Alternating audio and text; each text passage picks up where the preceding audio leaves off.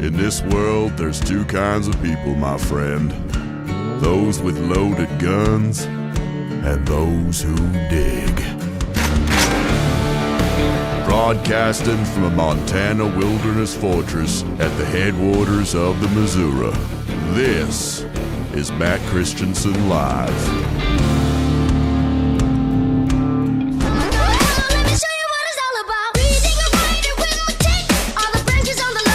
Minneapolis, where the fatal shooting of a woman by an ICE agent kicked off a nationwide response. Vice President J.D. Vance in the White House briefing room saying without evidence that Good was radicalized. Listen to me, baby, that's all you gotta do. You serious? It was a straight up murder. Wow. You know, this lady was probably trying to go home and she didn't make it home, and that's really sad. I don't want to hear any more of these lies. What are you doing to keep me safe? Because if you're not going to do it, then it's time for the American people to organize and to utilize their Second Amendment right to protect themselves from what has clearly become an unaccountable and lawless agency. You are fake news. Ooh, don't do it. Please don't do it. Very fake news. Do you want the boogaloo? Because that's how you get the boogaloo, okay, folks? Shut up, faggot. The American people are tired of women. Bingo. I don't think nothing's funny about it. Well, it's not my concern. Are you stupid? Are you a stupid person? This is shameful. All right, America, go to the YouTube right now. Skag free whoever he is. Duct tape all over the place. It's a disgrace. I can't do it. We'll do it live. Fuck it, we'll do it live. Hello and welcome to the show. This is Matt Christiansen Live, a proud duct tape production for Sunday, January 11th, 2026. Thank you for tuning in. Sitting shotgun tonight is our friend Joshy Boy. Welcome back. Saddle up, partner. Hey, what's up? As you'd expect, we're going to talk all things Minneapolis ICE shooting tonight. The new video angles, the protesting, the rioting over the weekend, the political reaction. Did you see the new angle from the agent published by Alpha News with the... Was that from the last show? Or well, I haven't played it on this show yet. I did get into it a little bit in my video yesterday, but where the overconfident lesbians are talking shit to the ICE agent before. Yeah, I did see it through your video. Have you seen it in full? No, I haven't seen it in full. We're gonna have to check it out. It's I'm amazed by this video, not because I'm shocked by the conduct in it. It's kind of exactly what I expected: a pair of lesbians talking like nothing's going to happen to them, and then something very drastic happens to them. It's the fact that other people view it as exonerating for Renee Good, the driver. Now, am I surprised that people are explaining away her behavior like it's just a normal thing to do, to obstruct traffic and mock the police and then hit the gas and then get shot? Like, that's all an understandable thing that we do after dropping our 6-year-old off at school for the day. I'm not shocked that they're explaining it away, but as we'll get to, takes that actually try to convince us that that makes her look good and makes the agent look bad, which I'm kind of amazed by, but there's plenty of that going on. In about a half hour, Justin Nazaroff from Fenix Ammunition, he's going to join. We're going to talk the ICE shooting, of course, with him as well. But I also want to talk to him about his analysis last month of the ballistics in the Charlie Kirk assassination case. I don't know if you followed, Joshy, but a lot of questions about the lack of an exit wound for Charlie. Of course, was shot in the neck with a 30-06, and there's no exit wound, not just according to the video, but according to the surgeon who worked on Charlie and, of course, was unable to save his life. A lot of discussion online about how could that possibly be. You expect us to believe that a guy's superhero neck stopped a bullet. How? And Justin did a long stream last month explaining how that is actually entirely possible, and people claiming that it's impossible don't necessarily know a lot about ballistics. Justin, of course, is in the business of ballistics. So we're going to talk a little bit about that. Later in the show, you see the Portland police chief crying. No.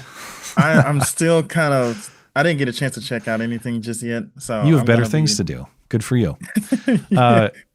Another shooting in Portland on Thursday of who we now know to be associates of, members of Tren de Aragua, the Venezuelan gang. The city of Portland was reluctant to release that information. And the police chief finally did on Friday, but not without crying about the implications for the Hispanic community.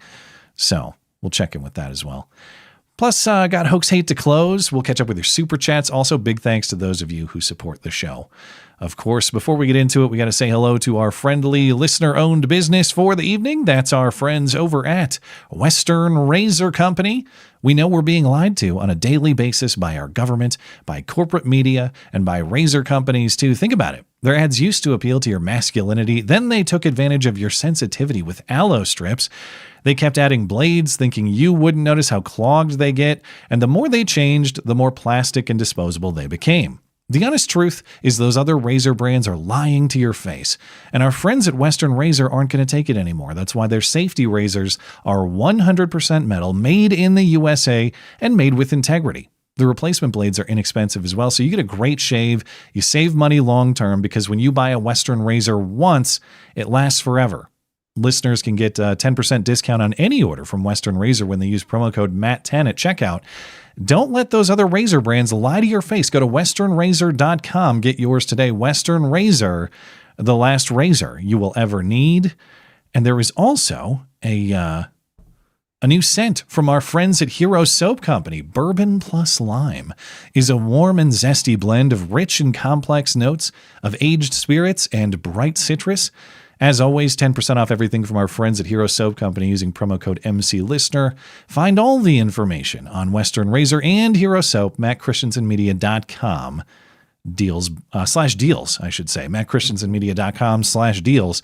Deals by listeners for listeners. One piece of housekeeping as well, Joshy. I regret to announce that I am discontinuing the stream in my videos over on Odysee. And I know there are a select few of you who watch my videos and catch the stream on Odysee.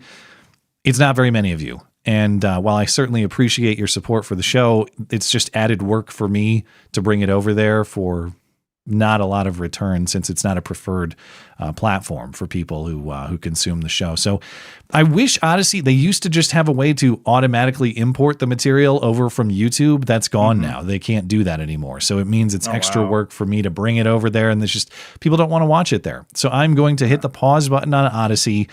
Maybe it'll come back in the future. I'm not deleting the channel. If you're an Odysee person, I'm going to still be over there, at least with an account. But I'm going to try something else. I'm thinking about some other streaming platforms. Maybe Kick is an option. It seems like there's a little bit of enthusiasm for that. Kick? KS. Oh, okay. What the hell's KIK? That's also Kick. Is that a different thing? It's a messaging app, I believe. I thought they had like a streaming service now. No, this is a streaming platform. It shows how much I know about it, but it's Kick, yeah.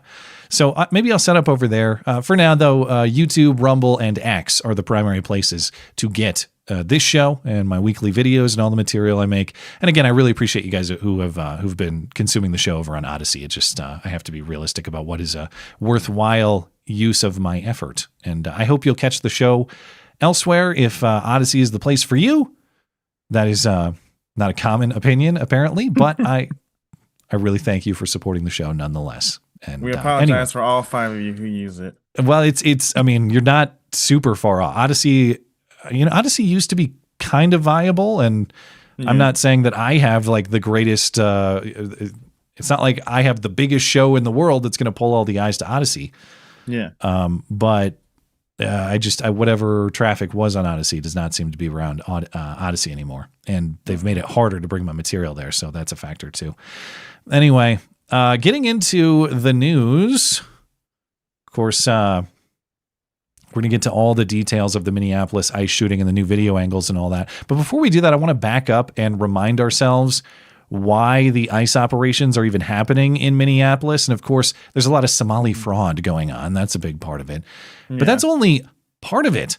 That is not the totality of why ICE is interested in Minneapolis. There are illegals of many different varieties there. And it's not just illegal immigrants in general, as in people with an unlawful presence in the country, though of course there's nothing unjustified about deporting that sort of person. It's the fact that these are very serious criminals they're rounding up, people convicted of heinous crimes who also have no legal presence in this country and should be removed for that reason. But Bill Malugin, who is a reporter at Fox who often covers immigration, deportation stories, he has the list of illegals arrested in Minneapolis, the Twin Cities area, and he says it's among the most disturbing he's ever seen. The list that he has here is 18 people. I'm not going to go through all of them, but just a few highlights. People convicted of forcible sodomy of both a boy and a girl, procuring a child for prostitution, raping and kidnapping children, just totally DUI, people. Various forms of homicide, including vehicular homicide through DUI, attempted murder, manslaughter, negligent homicide, all that sort of stuff. The list goes on. So these are not our neighbors. We're going to hear Becca Good, the surviving wife of Renee Good. She issued a statement on Friday. We were just protecting our neighbors. Number one, they're not your neighbors. They're not from this country. They have no legal right to be here. Number two, they've committed very serious crimes. So you have strange neighbors. I don't know. We don't want to live in that neighborhood. I guarantee you. It's just serious crimes against children too. Yeah. Like they have a 9-year-old, right? They have a 6-year-old. 6-year-old. Yeah. Who they had just dropped off before they went to this ICE action. And the other children of Renee Goods apparently were from a prior marriage, and she lost custody of those children for some reason. Why? Well, thank God. That I don't know, but one could speculate. There's probably information out there. But yeah, I just want to remind ourselves of this context. Why is this operation even happening? Because there are very bad people who need to be removed. And I know most of this audience knows that, but these are the specifics that are often helpful to cite when people want to discuss the need for these operations. But I mentioned Becca Good, the surviving wife of Renee Good, the woman who was shot by the ICE agent. This is a picture of Renee Good and her late husband, Timmy Macklin. So the father of this poor kid, this 6-year-old, I believe is dead for reasons I don't know. But you want to talk about the victim in this situation. It's not Renee Good who created this scenario. It's that kid. I can't. That kid was put in the most unfair position possible, not just by virtue of the two moms' intentional creation, all that nonsense, but by the fact that if I believe their story, they dropped their kid off at school and went out to obstruct law enforcement and put themselves in dangerous situations. Yeah. So Becca Good, the surviving wife who was talking trash to the ICE agent, and we'll see in a moment. She gave a statement to the Washington Post. She posted a video of some kind as well, but I haven't seen it. But she said in part that Renee and they had stopped to support their neighbors, Joshy, just supporting their neighbors. That's all they do. They're very neighborly. Yep. They're convicted child rapists, other horrible criminals with no legal presence in this country, just their neighbors. Yeah, people who will do horrible things to you, but you don't care about that until it happens to you. Yeah. About the shooting, Becca Good says, we had whistles and they had guns. Well, don't bring a whistle to a gunfight. Fair point. The whistles did not provoke the guns to be drawn. The obstruction and the weaponization of the vehicle did. So you did not just bring whistles. You brought a car and you hit the gas. But okay, we'll pretend it was just whistling. Becca Good continues, we are raising our son to believe that no matter where you come from and what you look like, all of us deserve compassion and kindness. Renee lived this belief every day. She is pure love. She is pure joy. Again, you're not operating in the interest of this poor boy if you drop him off at school right before you go to obstruct law enforcement. You're intentionally placing yourself in danger despite the interests of that child. The interest of that child to have a stable home. You've now compromised that. Good job. And it's I know it's a secondary point, and some people would be mad about even bringing it up. It's also not in the child's interest to have two moms anyway. But you completely botched that one. Like I made a comment on it last time. One father, one mother. That's how it's supposed to be. Yeah. So the child's already screwed. Now he's even more screwed. Well, there's sign tapping to be done there. Don't make me tap the sign. Anyway, did you see her GoFundMe haul? Jesus, that face! My gosh! Oh, I thought you were looking at the dollar amount. No, I saw it, and I just couldn't believe it. I cannot believe the stupidity of people. Becca Good, she has outdone Shiloh Hendricks. Fuck you, nigger. She has outdone Crystal from Cinnabon. You are a nigger. Apparently, you don't have to call Somalis N-words to strike it rich, or at least leave a rich legacy for your family. Renee Good and the GoFundMe in her honor, in her memory, it's now over $1.5 million, and it would be more, except the people running the campaign paused it because it was getting too much. It was getting supported too much, and they thought that's enough. Too much? It's never enough. Well, I mean, it must be, I gotta say this, it must be amazing to be a white woman sometimes. I don't know if I would trade with Renee Good, but... Not Renee Good. She lost his jaw on that one. Yeah. So someone was making a joke. Becca Good, the trash talking lesbian, we'll see in a moment. She went from ICE confrontation to now IRS confrontation. She better have a good accountant to make sure that her newfound wealth is properly accounted for with the IRS. But before we get into the new video angles here, one thing I do think is important to note too, because we saw this video angle come out on Friday from Alpha News. We know based on that video from Alpha News that Becca Good, the surviving wife, she was recording during this entire encounter. Now, when you watch the video, it looks like that they're trying to create some sort of intentional viral moment. Like they're going to we want minutes of fame. Right. We want to stir up some ICE confrontation. We want to record it. We want to post it on social media. Mm-hmm. Maybe they just thought they were in danger, so they wanted to record ICE in case they were abused. Whatever their motives for recording the video, we know that she was recording a video. We can see her doing it the entire time.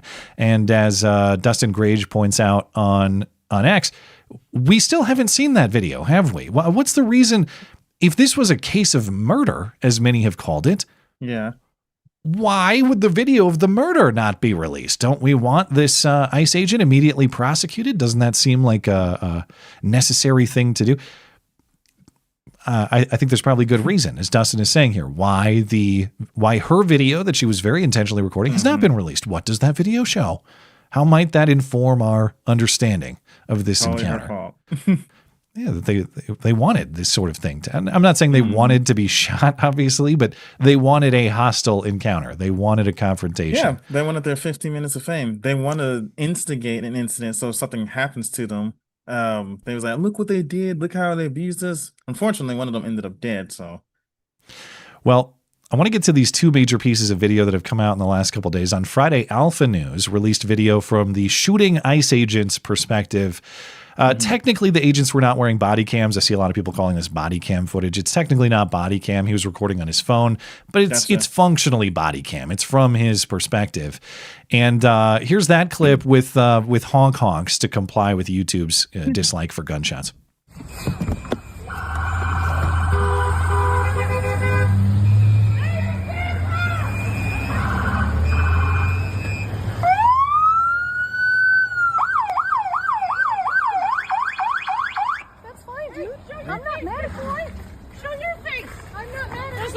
Change our plates every morning, just so you know.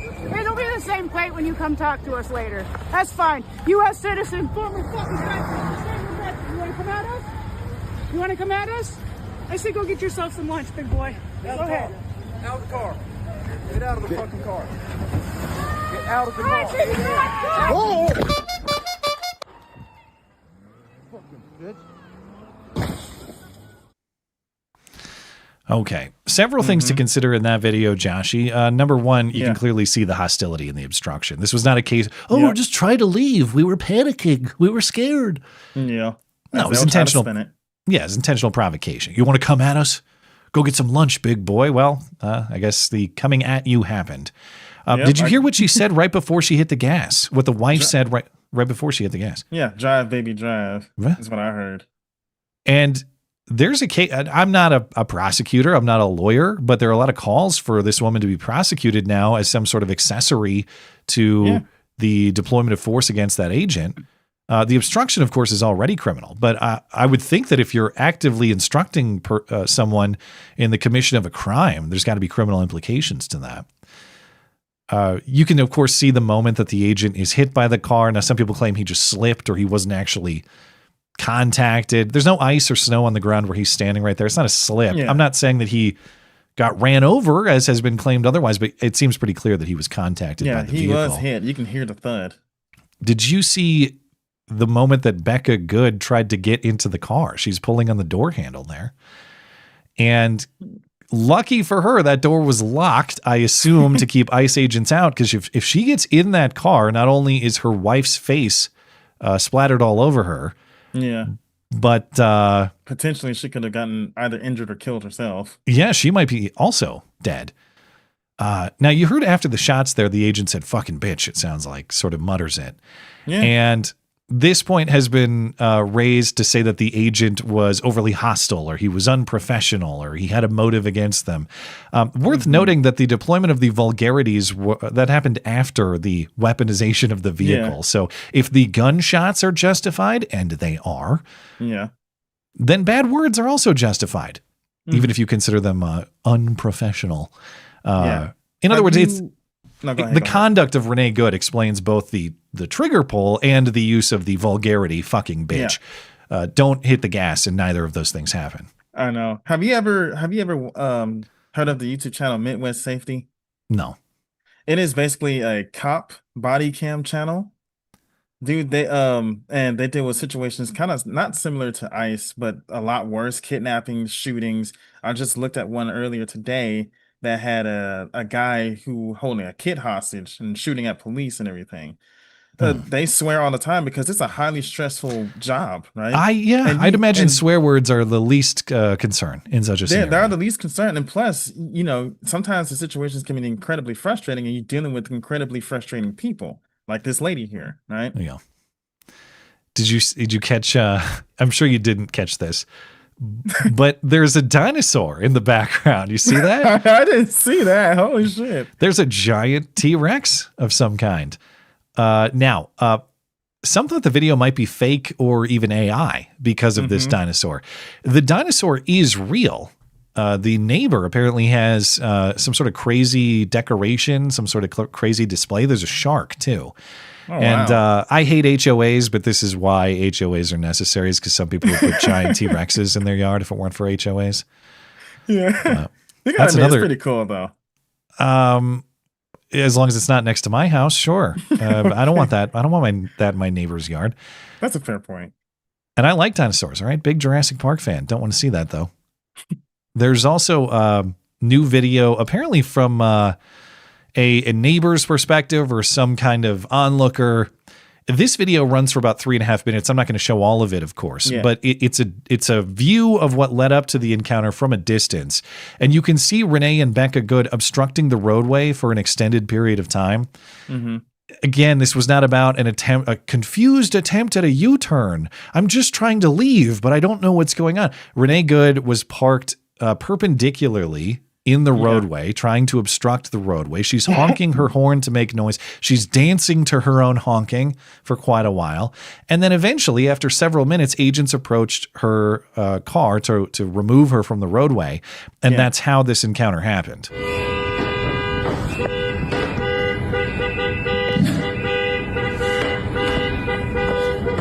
Just trying to make a U-turn. Yeah. Very trying to get out of here.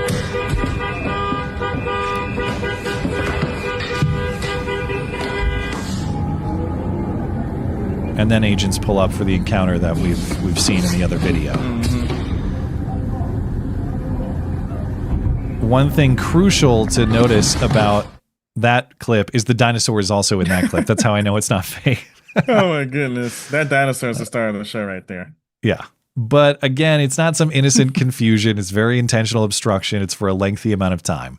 And this video conclusively demonstrates that. But as I mentioned at the top, what's amazing is how people can watch that first piece of video from Alpha News and not just reach completely different conclusions in the sense we try to explain away her behavior, but to act as though that video is actually exonerating for Renee Good. We have the obstruction, the tough talk, the weaponization of the vehicle. Yep. Somehow she's still the innocent one in the context of that video, we're supposed to believe. I want to start with Minneapolis Mayor Jacob Frey, who of course, boldly and in proud tough guy talk, told ICE to get the fuck out of Minneapolis immediately after the shooting. You know he's getting bent by Somalis, man. Oh, it's not just Somalis. It's anybody. It's not just their everybody. beans pie. It's not just their beans pie he's eating right now. Well, he was on ABC News and he saw that video from Alpha News. He says, no, that doesn't change his perspective. He walked away with a hop in his step from the incident. There's another person that's dead. He held on his cell phone. I think that speaks for itself. Does that video, that angle, change your perspective at all about what may have happened? I think an investigation could change or affirm my perspective. But we've got all two eyes. And I can see a person that is trying to leave. I can see an ICE agent that was not run over by a car. That didn't happen. Look at this. Doesn't matter. It doesn't matter if he was run over or not. He was hit by a car, and that person was not trying to leave. You stupid fuck. Yeah. The fact that he was not seriously injured means nothing. You could point a gun at my face, Joshy. And if I were to shoot you in response before you shoot me, I am not seriously injured. Yeah. Yet the shooting is justified. Why? Because you presented me with deadly force. Mm-hmm. Likewise, the fact that he was not run over means nothing. Now, I know that some members of the Trump administration said that the agent was run over. Yeah, technically that's incorrect. And I'm going to chalk that up to describing what happened before all the information was out. That was immediately after the shooting. Should we try to be more precise? Yeah, you should. But again, being run over does not determine whether the shooting was justified or not. In fact, you could attribute the fact that he was not run over to the pulling of the trigger in time. There's a case going around about a female police officer. I don't know when it happened, but it's a very similar situation where she was in front of a car. She hesitated to pull the trigger and she died because of it. So you don't she did get run over and the consequences were lethal for her. So you don't have to wait. It's like the gun pointing example. I don't have to wait for you to pull the trigger before I stop the threat, Jacob Frey. And he repeated the line. Again, he saw that video where they're taunting and they're obstructing. And he said, oh, she was just trying to leave. She was not trying to leave. She was there for a very long time being a jackass. There was nothing, there's no intended departure about it. It's never about the truth for these people. It's that my side needs to win no matter what. We don't like ICE and we'll justify any action whatsoever. Yeah. And then you have Minnesota Senator Tina Smith, and she's saying what I was saying earlier. Not just that, like, oh, I can explain away A, B, and C. No, it's frankly, it's odd that they would even share that video, because all I see in that video is exoneration for Renee and Becca Good. Hold on, let me get this. It's kind of incredible, isn't it, that this last video that they've released to sort of exonerate this officer actually does exactly the opposite. Here's this woman saying basically, you know, hey, dude, I'm not mad at you. And seconds later, he has shot her 3 times in the face as she is just trying to get around him. And I understand how law enforcement, professional law enforcement, is trained. They are trained to de-escalate situations, not make them worse, not make conflict worse. They are certainly trained to step out of the way of a moving vehicle, not place themselves in the middle of a moving vehicle. And no professional law enforcement would like exchange words or banter with somebody who is engaged in their legal right to protest and then lose control, which is, which looks to me like what happened here. Legal right to protest. You can just obstruct street. Okay. I've seen Elastic Man twist less than them. Well, yeah. I mean, it's an absolutely insane take, but I guess you'd expect that from a Minnesota Democrat senator. But what? Oh, she said, I'm not mad at you, dude. As though she was just being nice. You know, I could say to you, Joshy, wow, good job, dude. Or, wow, good job, dude. Yeah. It's all you know the you difference between those two things. She's clearly not trying to appease the officer or comfort him. Mm-hmm. She's trying to mock him. They're taunting him. That's clearly the context in which she says, it's okay, dude, I'm not even mad at you. They're mocking him. And you act like that's, even if she said that and she meant like, hey, I can see that you're distressed and I'd like to offer you comfort. That is not a license to hit the gas and drive at him. So whatever she meant by that statement is irrelevant, and you're intentionally misunderstanding her intent because you're ignoring the rest of the context, which is clearly mockery and taunting. You know, she was just trying to get around him. That's all. Yeah. You know, I find this whole thing to be kind of funny. We're sitting here talking about this woman who got shot by the police, where this whole thing could have been avoided had she just sat on the sidelines like everybody else, booed and hissed, and then went about her day. We wouldn't be sitting here talking about some dumb bitch who got shot by police. Well, yeah, you can sit on the jackass. sidewalk, blow your whistle, wave your sign, act like a jackass in that way. They want to ignore the only fact that matters, which is the lead foot on the gas pedal. Why don't you guys ever talk about that? Even if you were trying to drive around, why did you hit the gas as hard as you did? Who pulls into a road? You could watch the video. You can see her front tires spin out a little bit because she's hitting the gas hard. I can't believe I've never heard of police officers trained in banter. First of all, there was no banter. It was these jackasses mocking the ICE agents for a long time. There was no back and forth. It was just their mockery. He said fucking bitch after she drove a car at him. That's not banter. That is frustration with having to pull the trigger on a person who presented you with lethal force. It's not banter. But let's see. I'm already past the bottom of the hour here. So actually, I want to get into potential prosecution. I want to talk the protests and maybe some low grade rioting that happened over the weekend. But we'll have to save that until after the interview. We can get into that after the top of the hour. Right, Joshy? All right. All right, I'm going to go get our friend Justin Nazaroff. We'll talk more Minneapolis. We'll talk Charlie Kirk shooting. I will be right back. Stand back and stand by.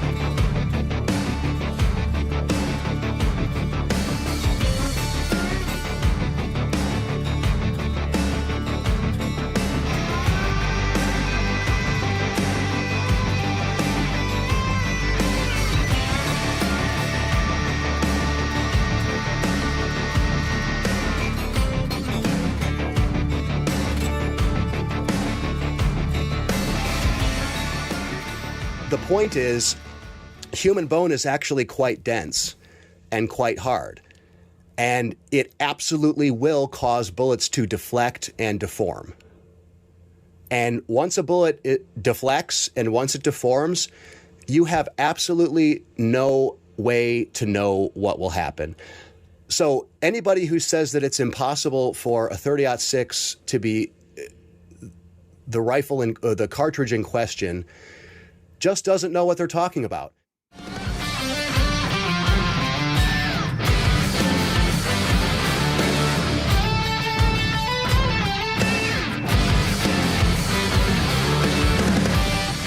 Welcome back. My guest tonight is Justin Nazaroff, owner and operator at Fenix Ammunition in Novi, Michigan. Come for the ammo, stay for the memes. PhoenixAmmo.com, at Fenix Ammunition on X, linked in the description for you. Thank you for the time, as always, Justin. Hey, of course. Great to be here, Matt. Good evening. Well, for many weeks, I've seen you going back and forth with a lot of people on X about the question of Charlie Kirk's exit wound or lack thereof. And the backstory, for people who don't know, the surgeon who treated Charlie said it was a miracle that he had no exit wound after, as far as we know, taking a 30-06 to the neck. And the surgeon said, well, it's a miracle that there was no exit wound. The round didn't penetrate through his neck and potentially hit other people behind him. And this has been fodder for much of the Charlie Kirk tinfoil. How could that be? How could flesh or bone stop a rifle round of that strength? And you did a half-hour plus stream on exactly what variables we would have to account for if we were to make definitive statements about it. Was that, is this round or that rifle or this distance or whatever.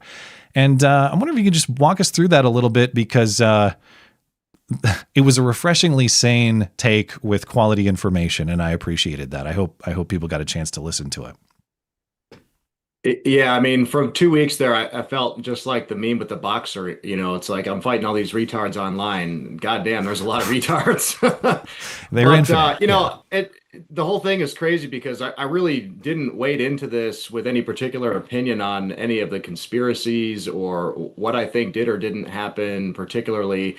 It just irked me that you have people with no background whatsoever even weapons generally, but certainly not ballistics or, a lot of experience with shooting objects or hunting or anything like this. Just offering up their opinion, and you can always find one or two people to agree with you. And so all of a sudden, you're like looking through Twitter and, oh, well, we have the consensus. Everybody agrees that it's impossible it was a 30-06. And it's like, well, how the hell did this happen? Who are these people to be offering this kind of opinion so certainly? It was just insane. Well, help me understand, because I think for the layman, if I hear guy got hit with a rifle round, something you might use for hunting or something you might use in the context of whatever, World War II, got a lot of stopping power, how could it be that someone takes a round in the neck and yet we don't have that sort of exit wound in the back of the neck? What are the variables that would have to be accounted for? How could such a thing plausibly happen? Yeah, so what you have to understand is every shooting is a unique incident. So it's like we're trying to recreate a car accident that happened at 80 miles an hour, let's say, but you don't know the weight of the two vehicles. Maybe one was a Toyota Corolla, maybe it was a Honda Accord, we're not sure. And then the people on the conspiracy side will say, well, if we can't replicate this exactly, then it must have been impossible, and it must not have been able to happen. So when somebody gets shot in the neck, the first question is, well, what did it hit? What's the autopsy report say? How many bones were struck? What was the trajectory of the bullet? How many pieces was the bullet in? What was the bullet made out of? And we don't have answers to any of those questions, and nobody does. So really, my whole point was to just illustrate the fact that this is an equation with so many variables that it's really impossible to get anywhere to an accurate guess without at least having all of the variables in place. And now if we have all the variables, then we can try to recreate an experiment perhaps. So then you had people buying slabs of meat at the grocery store and shooting them and saying, see, this thing is thicker than Charlie's neck. So it, obviously it wouldn't have worked. And it's like, well, okay, do you have Charlie's neck measurements? I don't think you have even that. So, do you think, and I'm not asking you to call out any particular person, but obviously there was a lot of interest in the public for that information and that kind of content at the time. And do you think that people were intentionally being misleading, or do you think it was just, hey, everybody cares about this, let's run some tests and see what kind of results we get? No, I would say almost 100% of them are being intentionally dishonest. This is it reminds me of the first time I heard things from QAnon. So like what these guys do is they try to play the middle ground where they say, well, we're not QAnon, we're not the crazy ones. We only believe in the real conspiracies, and so we're better than them. And oh, by the way, make sure you go to my website where I've got a whole page of banner ads on the right side trying to sell you gold bars and emergency food and all this other stuff, magic cures.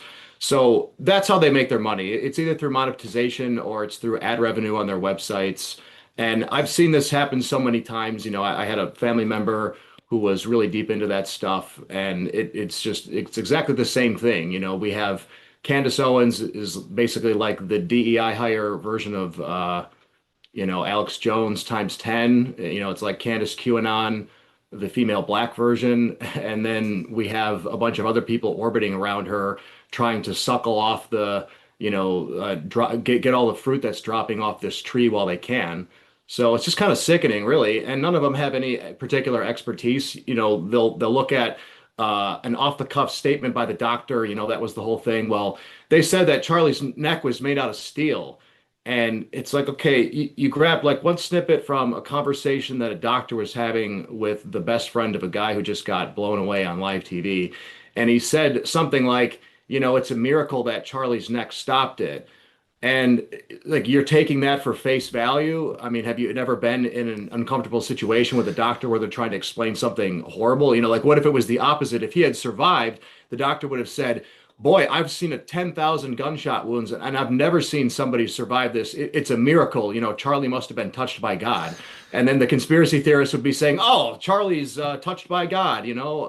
What do they think this is? So it's just ridiculous. And I think it's that language too that invites people to question the official story. The use of the word "stop," because I think to the layman that implies like it's Superman stopping a bullet, or it's hitting a wall and stopping in that way, or the round is just immediately disintegrating into nothing. Right. Now, as far as I know, you can correct me if I'm wrong, we don't have the autopsy information on Charlie. We don't know exactly what happened in terms of the path of the projectile, but the understanding is something like if it did hit bone, and I don't even know that we have that established, but it could hit bone and deflect in any direction, any number of directions. It's not as though it just comes to a halt and he has the strongest neck in the world and it stopped the bullet right there.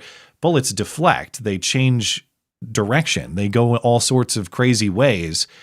And I guess I've never tried to shoot a bone directly with 30-06 in that way, but it seems plausible that it can bounce in all sorts. If it bounced internally and went somewhere else, that seems plausible to me. Do we know that that's what happened, or is that just a leading theory? We don't have an autopsy report. All we have is approximations of the entry angle based on where you can see the hole appear in his neck. But again, that's an approximation from a 30 foot per second or 30 frame per second cell phone camera from 25 feet away. So we can only get so accurate there. Charlie was sitting in a chair. If you have decent posture, you're sort of leaning forward a little bit. So there's a lot of angles here, and I think it's pretty established, at least, again, we don't have an autopsy report, but from all reports, it hit some of his vertebrae, and there's a lot of conjecture about which ones, and your average layman probably couldn't list the vertebrae in order if you asked them to, or if they were supposed to remember something that the doctor told them a couple of days ago. Who knows? So I would assume that it hit several vertebrae. It broke into pieces. I mean, you can see a big kind of puff in the back of his shirt where some parts of the projectile continued to go through his neck and into his upper back and seems to have, hit that back material. And, people say, oh, your skin can't stretch that much. Your skin is so fragile. That's not really the case. It has a lot of stretch to it. And if bullet fragments have lost a lot of velocity, it's not uncommon at all for there to be no exit wound and for those pieces to not have had enough energy to leave through that back.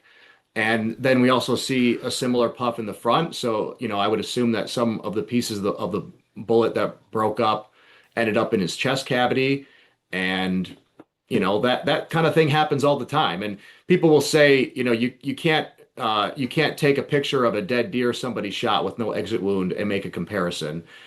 And again, I'm not even saying that's not accurate. Is a deer a human being? No, but it's a lot closer than a piece of pork that you got from the grocery store. You'd have to admit that. Like we have to at least use some common sense here.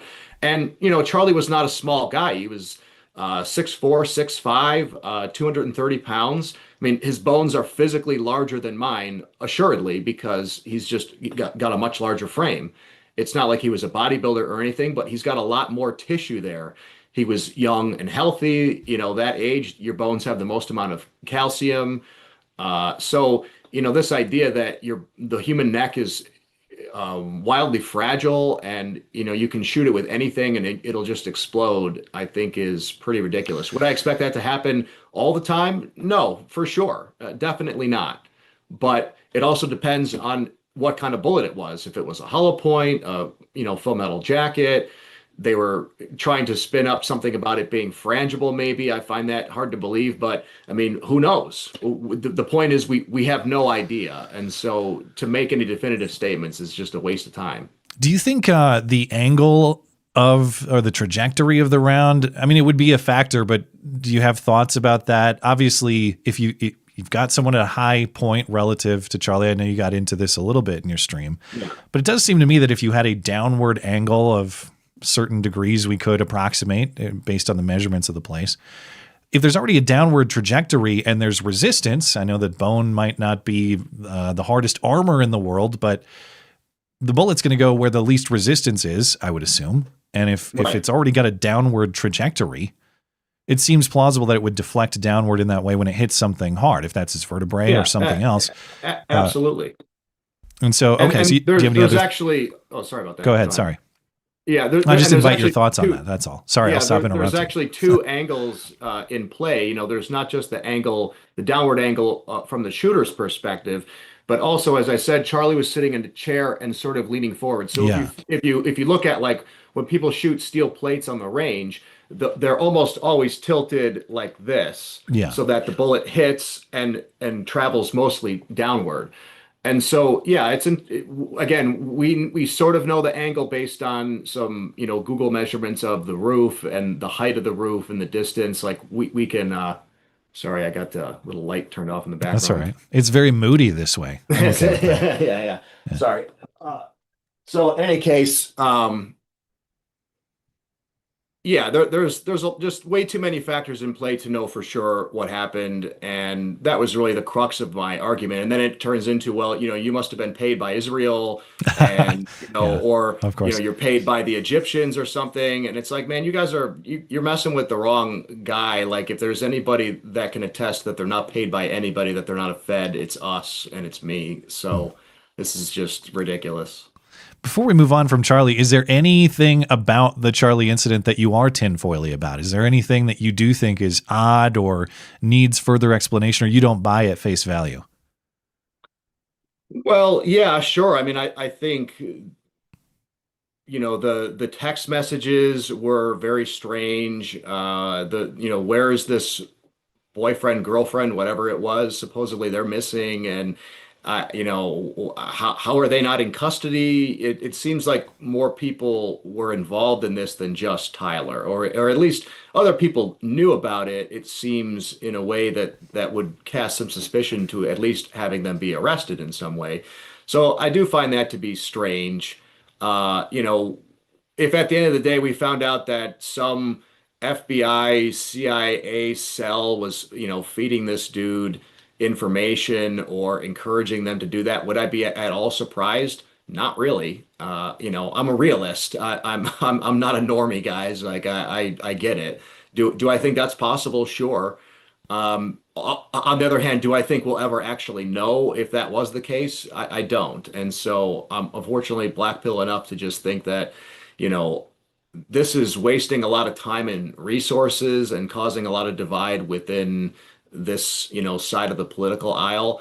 And, I don't think that's really good for anybody in the long term, but. Well, if you want Justin's full thoughts on the ballistics here, I encourage you to check out his stream from December 9th, which you can find on X. I've linked it in the description. Again, it's about a half hour of just all the variables that go into this. And even though obviously you can't reach a confident conclusion about what did or did not happen here without all the data available, I just appreciate your insight on what variables have to be properly measured and identified before anybody could reach a proper conclusion. And I'd just say thanks for restoring some sanity in this arena of experts in a lot of fields immediately. Everybody who knows everything about everything in an instant. Yeah. And I appreciate your breakdown on what we actually need to know and we don't know. Yeah, well, hey, that's my pleasure to do it. I don't get to talk ballistics as much as I might like to, so it was a good opportunity to at least review some basic things, and it made me think about doing some more of that in the future, talking about projectile design and ballistics generally, because I do think that the firearms community is very smart in some areas. I think there's a lot of information that's lacking out there as far as actual, what comes out of the barrel, the bullet itself. And that's quite important to the whole equation. So, well, what are your thoughts on the Minneapolis ICE shooting, if you want to talk about that a little bit? If you don't have a lot of thoughts, I have some pieces of it that might be interesting to you. I actually saw you share a clip of this woman taking the pepper spray to the face and the miraculous cane man. You want to talk miracles. It's not Charlie Kirk. It's the cane man.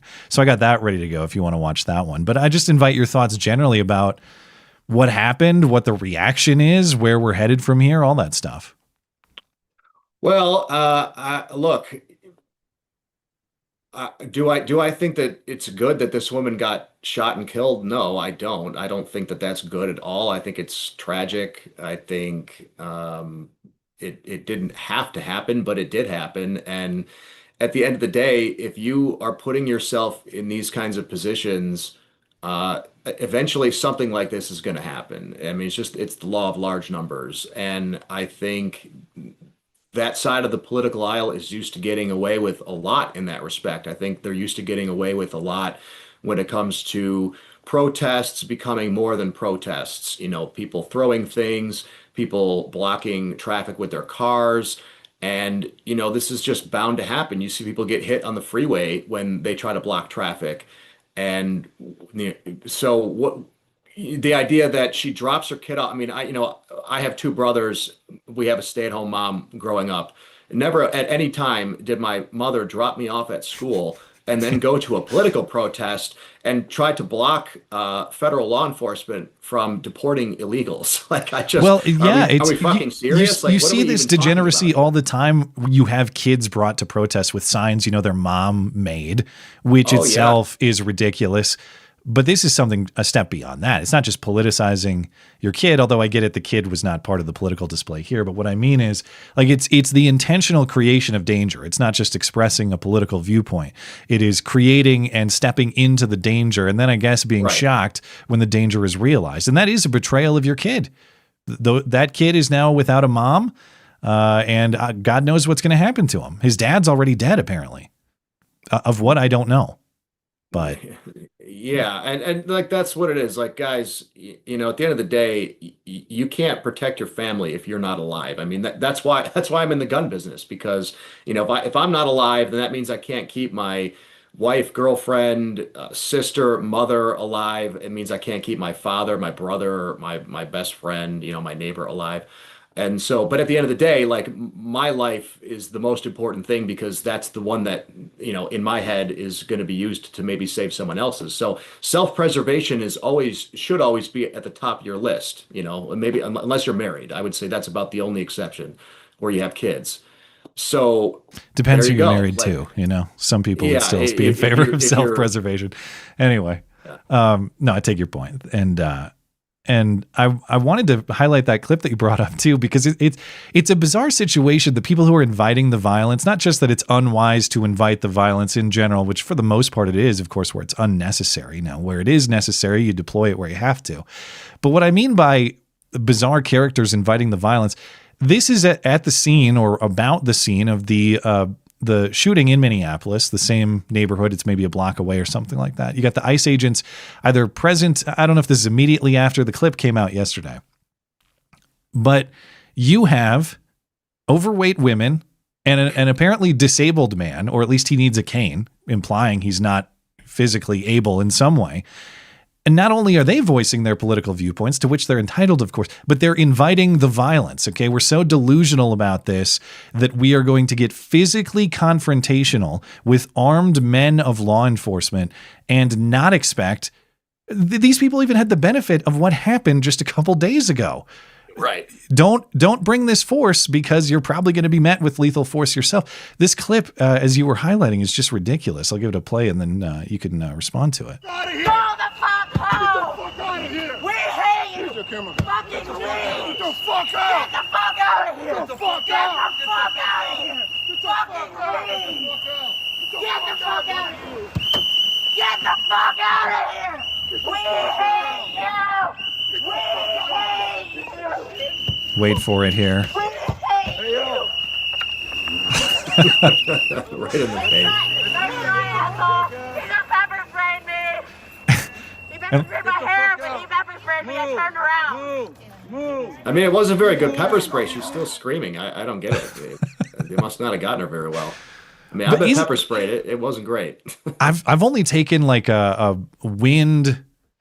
Like, the wind caught a little bit of bear spray once, and so I got a whiff of that, just a little bit, and that was rough. I've never taken it. You've been straight up pepper sprayed to the face, like directly? Oh yeah. I took a training class here in Michigan with Firearms Training Company, and yeah, they sprayed us 3 swipes right over the face, We wiped it off, and then we had to run, I don't know, 100 yards down around a pole, come back, and we had to put a puzzle together before they allowed us to actually wash it off. But it took, it took like a good hour to really get it off, and I felt it the whole drive home. And then when I showered, it turned it up to like level 10 again 3 hours later. Well, you think the cane guy has any injury at all, or is it total prop? No. What's this guy doing? No, it's probably a prop. I mean, I've been to a couple of those No Kings protests here in Michigan, because they have them like 2 miles down from our shop, actually. And yeah, you see a lot of people carrying signs loosely duct taped to hockey sticks and all kinds of sturdy objects. And I've seen a number of people that have posted clips from other protests where you see like 5-6 people walking all with canes at the same time or in the same general area. It's like, well, okay, I mean, I know these people are disabled for sure, mentally and probably physically, most of them. I mean, again, these are like the leftovers of society. But yeah. I mean, seems unlikely that you'd have this many people with metal canes all tramping through the snow to chase down. Well, they probably have a wheelchair exchange. They just borrow them out to whoever's going out to the protest that day. But before the top of the hour here, I also wanted to get your reaction to this in the context of the Minneapolis shooting. Are you familiar with Michael Fanone, the DC Metro cop? Yeah, I don't know all the details, but he's the guy that's always crying about how he thought he was going to die, and right. He was one of the Democrats' biggest props in all the January 6th showmanship, and he is now out doing a podcast this week. It's not even that I disagree with everything he's saying in principle, but the guy who everybody knows as the great pearl clutcher on the issue of violence against the police is now not just excusing the actions of Renee Good, but calling for Second Amendment solutions to the ICE problem. And so these politicians and these local, state, and municipal law enforcement agencies need to wake the fuck up. I appreciate the foul language coming out of the mouth of, the mayor of Minneapolis. And I think that his sentiment in the moment was appropriate. That being said, what are you doing? What are you directing your law enforcement agencies to do to protect your citizens? How are you going about doing that? I don't need to hear from the chief of police that we all need to remain calm and protest peacefully. Fuck you and fuck that. What are you doing to keep me safe? What are you doing to keep my mother safe, my sister safe, my community safe from these thugs? That's what I need to hear coming out of these agents or these officers. Because if you're not going to do it, then it's time for the American people to organize and to utilize their Second Amendment right to protect themselves from what has clearly become an unaccountable and lawless agency that's killing Americans. So based January 6th cop or what? Yeah, I mean, like I was looking at the guy with the neck tattoos and everything, and if you didn't know that he was a DC cop, you would have thought he was like some kind of gangbanger or something. Maybe he might be in Tren de Aragua too. I don't know. Yeah. Yeah. I mean, the guy is an idiot. I mean, what can you say? It's funny because, generally speaking, I'm not really a big fan of law enforcement, and pretty much everybody knows that. But, I would say ICE and Border Patrol are the two that if I had to put my, stake in an agency, like I said earlier last week, if I was going to break my rule of not selling to cops or feds. You're going exactly what I was going to ask you about. Yeah. Yeah, I would probably, if Border Patrol and ICE call me tomorrow and they want 10 million rounds, am I going to consider it? Yeah, I'm definitely going to consider it for sure. And because, they're defending the homeland. They're the ones that are trying to get this problem solved. And yeah, some eggs are probably going to get cracked along the way. Again, I'm not endorsing that. I don't think that's good. I don't think it's good that, an American citizen got killed. But I don't think it's good that an American citizen is putting their life in danger to protect people that shouldn't be here. So I don't, what do you want me to say? It's and if this guy, Fangione, thinks that all the liberals are going to get together with all the 10 guns they own and defend the illegals? I mean, is that really what you guys want? I mean, because I'll be honest with you, there's a whole lot of people that I know who would love for that scenario to be the case, because that would essentially greenlight them to do the same. And I think you're going to find that to be a pretty one-sided affair. So I would strongly recommend against it. And for people who don't know the backstory, your opposition to selling your ammunition to law enforcement agencies in general is what? And why did that happen? Yeah, so, and people have tried to say that what DHS and what ICE are doing are the same thing as what the cops were doing during COVID. And, that's the reason that I don't sell to cops and feds, is because they came in to our business during COVID and wrote a report to the state health department that resulted in us getting issued a fine for not wearing masks. And so I just said, I'm done with this. This is bullshit. I've lived in this city my entire life, and I'm not going to put up with that. And so you guys, I'm just done with it. You don't need my business. I don't need yours. But they're just clearly not the same. Like, we have this problem today where anytime, people are getting rounded up, so to speak, or federal law enforcement is doing anything, it's either, that's exactly what they were doing during COVID. And then, 10 seconds later, that's what the Nazis were doing, when they were rounding people up. And it's well, what the fuck? Wait, hold on. What? How did we get there? So they're just not the same thing. Okay. Forcing people to get vaccinated or forcing people to wear masks, going into people's businesses and shutting them down of American citizens is not the same thing as Border Patrol and DHS trying to round up illegals and get them out of here. It's just not. And if American citizens put themselves at risk trying to help those people, then they should at minimum be arrested and charged with it. And if something happens to them while they're doing it, I don't think that they have anybody to blame but themselves. Well, that's my guest, Justin Nazaroff from Fenix Ammunition, phenixammunition.com, at Fenix Ammo on X, linked in the description. Again, that stream on the ballistics of the Charlie Kirk shooting is also linked in the description as well, if you'd like to check that out. Justin, is there anything else you'd like to promote? Not really. We got 10% off. Our January 6th celebration is 10% off for the whole month of January. So, will you sell to Michael Fanone if he wants to pick up some rounds? Is he eligible? Tell him to call me and make sure he leaves me a message that I can then play on Twitter. All right. Make sure to send Justin hostile emails too, because then he'll call you a pussy and he'll post it on X and everyone can laugh at you. All right, man. Appreciate you stopping by as always. And again, I appreciate your thoughtful analysis on the Charlie Kirk case. And I will catch you next time. Thanks, brother. All right, there he goes. phenixammunition.com and at Fenix Ammo on X. They're linked in the description for you. Make sure I get those right. Sometimes it's ammo, sometimes it's ammunition, but I think if you type it in either way, mostly you get to the right place. Anyway, we appreciate his time. I will be right back. We'll get back into the news and your super chats.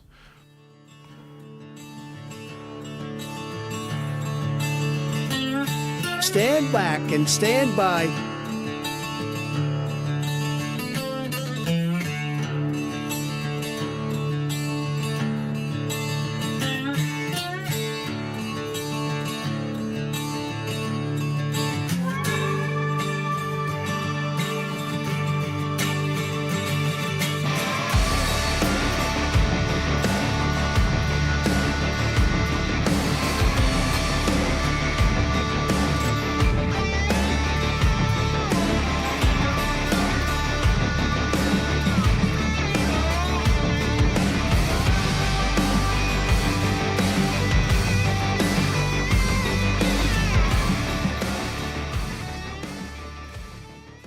I can't hear you. Thank you. That's why I hit the mute button so I didn't talk over. Appreciate your contribution to the duct tape. Yeah. Thanks again to Justin Nazaroff, Fenix Ammunition. Find his links in the description. I want to get back into a few Minneapolis topics, and we'll get to your super chats. I know I've made some super chatters wait. Appreciate your patience, but I just want to round out this topic before we move on. And I mentioned some of the local politician reactions. It's not just like political reactions, though. There still is the prospect of prosecution for this ICE agent who pulled the trigger. And in general, of course, I'm not a fan of the feds taking control of much of anything. However, this was a federal law enforcement matter, a valid one, involving foreign people who don't have a right to be here. It's not that I necessarily trust the feds to reach the proper conclusion on everything, including this investigation. However, does anybody really trust the state of Minnesota to impartially investigate what happened there and reach a fair conclusion about the deployment of deadly force? You mean those of us with common sense? Of course not. Well, so there's this separation between the federal government and the state government in terms of the investigation. And it sounds like really the Trump administration and the rest of the feds have just blocked out Minnesota state officials from investigating, which I would too. Not only are they going to leak information, they'll probably destroy evidence, compromise information. I can't blame them for handling this themselves. Yeah, but what that means is the state of Minnesota is still trying to do its own investigation or collect evidence, and the implication there is that there could still be a prosecution. The Hennepin County attorney, Mary Moriarty, who has earned a reputation as one of these soft-on-crime prosecutors, she was posting on X this week, hey, we're asking the community to please submit any photo or videos of the incident so we can collect and preserve as much evidence as possible. Again, the implication there being that there may be a prosecution for this ICE agent. And then does he become Derek Chauvin too? Are we going to, I would like to think there's no way that they would try to bring this one to trial. Then again, I also didn't think, and I don't think there was a credible way to convict Derek Chauvin, not just on the actions that he took that day, but on the theory of the case that they used to make it a felony. And this felony murder, the whole thing was bunk. And Derek Chauvin's still in a prison cell today on federal and state charges. So this ICE agent, I'm not predicting he's going to get prosecuted and Chauvin, but I think he's far from safe based on what we're hearing from state officials. Trust me, they'll find a way to put away the people they don't like. Yeah. They've done it many times before. It's funny how prisons become necessary for people you don't like, but also prisons are evil and are racist against black people. Well, yeah. But lock this guy up. Yeah. There was also a lot of protesting and some maybe low-grade rioting over the weekend. Now, these were mostly peaceful protests, of course. And actually, like relative to the Summer of Love, the prior mostly peaceful protests, I would say that these were mostly peaceful by that standard. It doesn't mean it was entirely peaceful. There were instances of throwing chunks of ice at police, and there was a police officer who was injured. There were something like 30 arrests. I haven't seen reports of major injury or death or massive property destruction, but there was plenty of jackassery all weekend. And certainly the interruption of the lives of people who really have nothing to do with this and don't deserve this sort of treatment, taking over the streets effectively. In downtown Minneapolis, there were thousands of protesters gathered outside a hotel where they believe ICE agents are staying. That's the way it's reported. They believe ICE agents are staying there. And despite this street occupation and late night noise, eventually I gather police declared it an unlawful assembly, an unlawful protest, and there were arrests that were made. But man, did this go on for a long time without police intervention. Protesters have gathered outside the canopy by Hilton Hotel in downtown to protest a location that they believe ICE agents or federal agents are staying. Now, protesters have instruments and noisemakers, everything from drums, tubas, trumpets, whistles, all in an effort to make noise outside the hotel. Have you seen any signs of police, Minneapolis police or any other department down in the area kind of watching over things or doing anything about it? You know, I do see there's a police car just a few feet from where the big group is, but police just seem to be kind of staying there, monitoring what's going on. I haven't seen them get out and interact with the crowd at all. Shut the fuck up! We need that lady from Portland immediately. Remember her? Can you imagine paying? Yes, I do. Can you imagine paying maybe somewhere around, I don't know how much hotels cost in Minneapolis and everything, but can you imagine I guarantee it's not cheap. Yeah. Yeah, hundreds of dollars to stay a few nights at a hotel, thinking it's going to be a peaceful trip. You're probably there with your family. You're probably on some business trip. And these fuckers right here are just making all kinds of noises just because they want to protest ICE. And they have nothing else to better than do. Yeah. I guarantee you they're creating more and more people to be against them by the day. Well, it could be the size of these protests, though, is significant. So yeah. I'm sure they are pissing people off, but they're also not having trouble recruiting by the look of it. And you can see in other video that they are effectively running the streets. They're closing off certain streets. They're occupying the streets. It appears that police, at least for an extended period of time, were completely allowing them to do this. Whose streets are streets? I guess they're right. They're running the place. Mm-hmm. So look at this, guys. We have organized, these people are like acting as police, shutting the street down, blocking it. street. This is the Canopy Hotel where ICE is staying. Well, look at this. Thousands of people.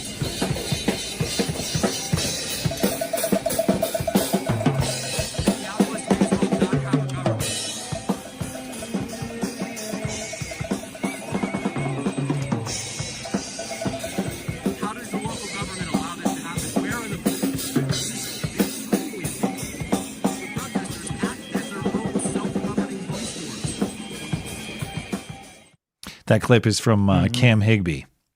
This is what anarchy looks like. But seriously, we can stop a foreign dictator at his own country. We can stop corruption there, but we can't do it over here. I'm still mad about that.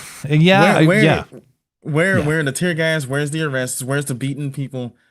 You know what we need? All right, we need a second Bull Connor. That's what we need.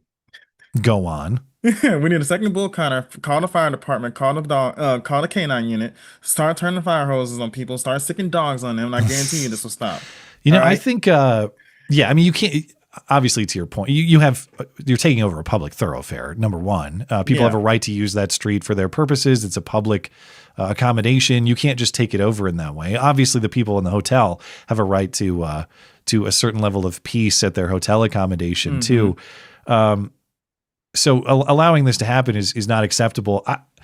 But speaking of law enforcement responses that have to happen, all of this is prevented, or at least this particular flavor of the protest is prevented. If you don't try that obstruction of ICE in which that Renee was shot in the first place, that sort of obstruction has to be punished very severely. Look, it's like I don't know if you saw the clip I was playing with Justin where they're out blocking them in traffic and getting pepper sprayed in the face. Yeah, I saw that. So you guys just saw a woman get shot for that a couple days ago, and you're trying it again? Yeah, you have to have a severe penalty for that sort of obstruction. That I know that you guys are talking about it being a prop, but if that guy really was having trouble walking with a cane and he just starts taking off running after them after that, I was like, they got some miracle water after that. Yeah, ICE hate it works miracles. It's pure adrenaline. Miracles.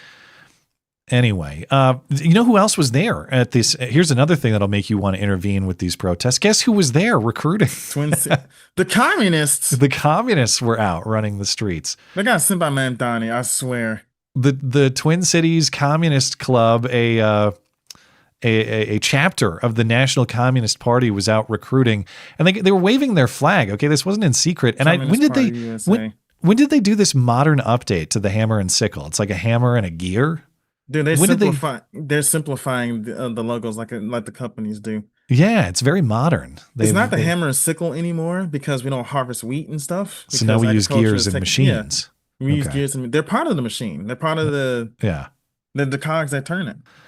But again, this is a giant flag at the protest, and for all the accusations of Nazism among conservatives, if not outright being Nazis, too much comfort with Nazis. When's the last time you saw a swastika openly flying at a right-wing gathering? That is not a common thing. And you have the modern version of the hammer and sickle flying openly. And not only do I think that many in the crowd, I know that many in the crowd are totally okay with it because they're willing to associate with it. How many of them do you think actually signed up? Yes, I would like to be part of the Twin Cities Commie Club. I bet you all of them signed up for it. Well, I'd like. Apparently, go ahead. Apparently, I did this with Justin too. All right, you go ahead. All right. Apparently, there was also one in my neck of the woods. Although I didn't know about it, it was at an overpass where people just kind of drive through. And I looked at it, and there was a short little video on Facebook, and it was just a bunch of old people. It was a few old people over here, and a few old people over there, and nobody paid them much mind. There's been a lot of old protests recently. I don't know if this was a younger crowd in Minneapolis or not. It looks like a younger crowd. You know what's frustrating about this protest, too, in addition to just occupying the streets and taking over a place where people have a right to use that street, the people at the hotel have a right to peace and quiet. I mentioned in the reporting we heard to start there, ICE agents are believed to be. Yeah. Okay. Look at some of but nobody confirmed that. As far as I've seen, nobody knows. Just look at the qualifiers in the reporting. It's unclear if immigration enforcement officers were staying at the hotel. Local NPR. A hotel in downtown Minneapolis where ICE agents are rumored to be staying. So we don't even know if they're right. Okay, these people want a war, but they can't even get the logistics or intel right. I've seen no confirmation that there were in fact ICE agents at that hotel. I'm not saying there for sure were not. I don't know, but I've just seen nobody's confirmed it as far as I've seen. So they might have been all based on a lie, which of course it's perfectly fitting. If the protest in premise is based on the lie that this woman did nothing wrong and is the victim of murder and did not justifiably receive lethal force, it would also be perfectly fitting for it to be a lie that there were even ICE agents present at this hotel and they just ruined everyone's night. And for the most part, the police force refused to intervene with them. It would be right on brand with the modern communist logo that was proudly on display that night. I know I'm trying to travel across the country soon, but there's starting to be more and more states I just don't want to visit. California is on the ban list. Minnesota's looking like it's going to be on the ban list. Yeah. How could you go to these places? They're going to steal all your money anyway. On the ban list. Yeah. Have they banned farming in those places yet? It's soon to These come. people don't know how to farm. I don't know. It's a good thing they got rid of the sickle and replaced it with the gear. These fuckers can't farm to save their life. You remember that one incident where I think it was Chaz, right? When they was trying Which to grow one? The Seattle one? I can't. Seattle technically was. There were multiple autonomous zones, but Chaz was Seattle because that was Capitol Hill autonomous zone. Yeah. And did you see that pathetic little garden they had so they can feed their comrades? Yeah, it didn't work out. That one person who was trying to mow the lawn said, I've worked with people like that. They like to think that they know anything about growing food and everything. But once you try teaching them and everything, it's like, oh, I know how to do this. There was one guy, I know how to do this. I know how to do this. And he just kept doing it wrong, though. Sounds on brand. Yeah. One last thing before I move on from Minneapolis. I got a bunch of clips I could play, but in the interest of time, we'll keep it moving. But I did find this one interesting. Laura Ingraham from Fox News was out talking to protesters in Minneapolis this week. And she asked one of them, do you have a job? And the woman responded, I'm being paid right now. You know what happened in Minnesota? That's Doc Rivers, one of my other ones. Laura Ingraham. Oh, here's Laura Ingraham. Shame! Shame! Do you have a job? Do you have a job? Shame! Shame! I'm getting paid right now! Shame! Shame! We're not paid actors. It really happened. What does she mean? Like, I mean, I have to assume she means I'm getting paid to protest. Yeah. But even if I wanted to explain that away, what would she mean? Like, is she on paid leave from her actual job and she's using the time to protest? What does she mean? That bitch don't have a job. She getting paid to protest. Well, congratulations on your gainful employment. Anyway, all right, we will leave Minneapolis there, and we'll get into what happened in Portland after the break, but we got to catch up with our super chatters. Let me pull up Super Chat. We'll see what they have to say. Got to do a quick refresh here.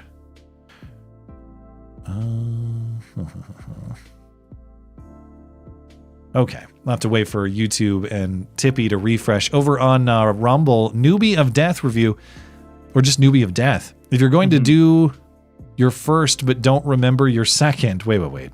Hold on, I'm not ready, Newbie. If you're going to do your first but don't remember your second. You are gay, LMAO. I don't actually, this joke is over my head. What? It's over my head as well. I pressed the button because I'm obligated to. If you're going to do your first but don't remember your second. It's something that's over my head, and I probably sound gay, LMAO, from reading it. But and we all know that's my job. But I don't know. That's over my head as well. You stumped me, Newbie. I'm sorry to dishonor your joke. Yeah, I'm usually so quick at picking up on stuff like that. Perfect Gentleman on Rumble. I said it is against the law. Oh, fuck you. It's not against the law. Oh, fuck you. Turns out it was. Newbie of Death. Liv's starting to realize 2A's about mowing down deer with a 30-round magazine. Well, that's Michael Fanone. I mean, I couldn't believe that, Joshy, the January 6th cop saying, you know, we ought to fight the feds with guns. Is that his problem with January 6th? There weren't enough guns? Okay.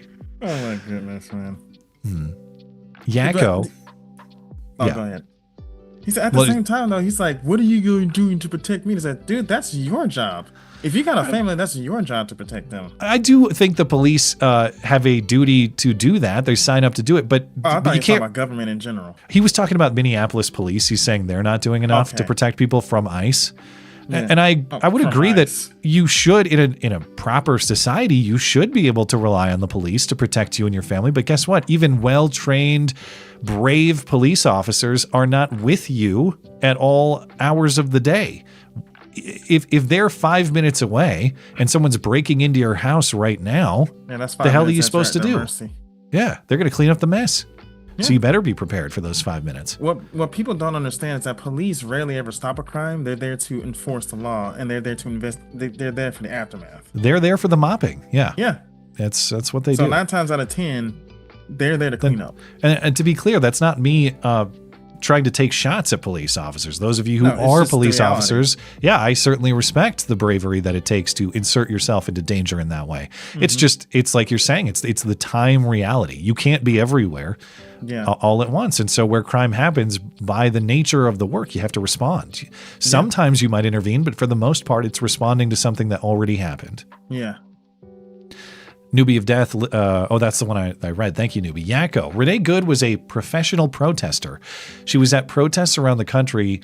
That isn't free. It's being funded by NGOs and Soros. Until the DOJ goes after the money, the madness will continue.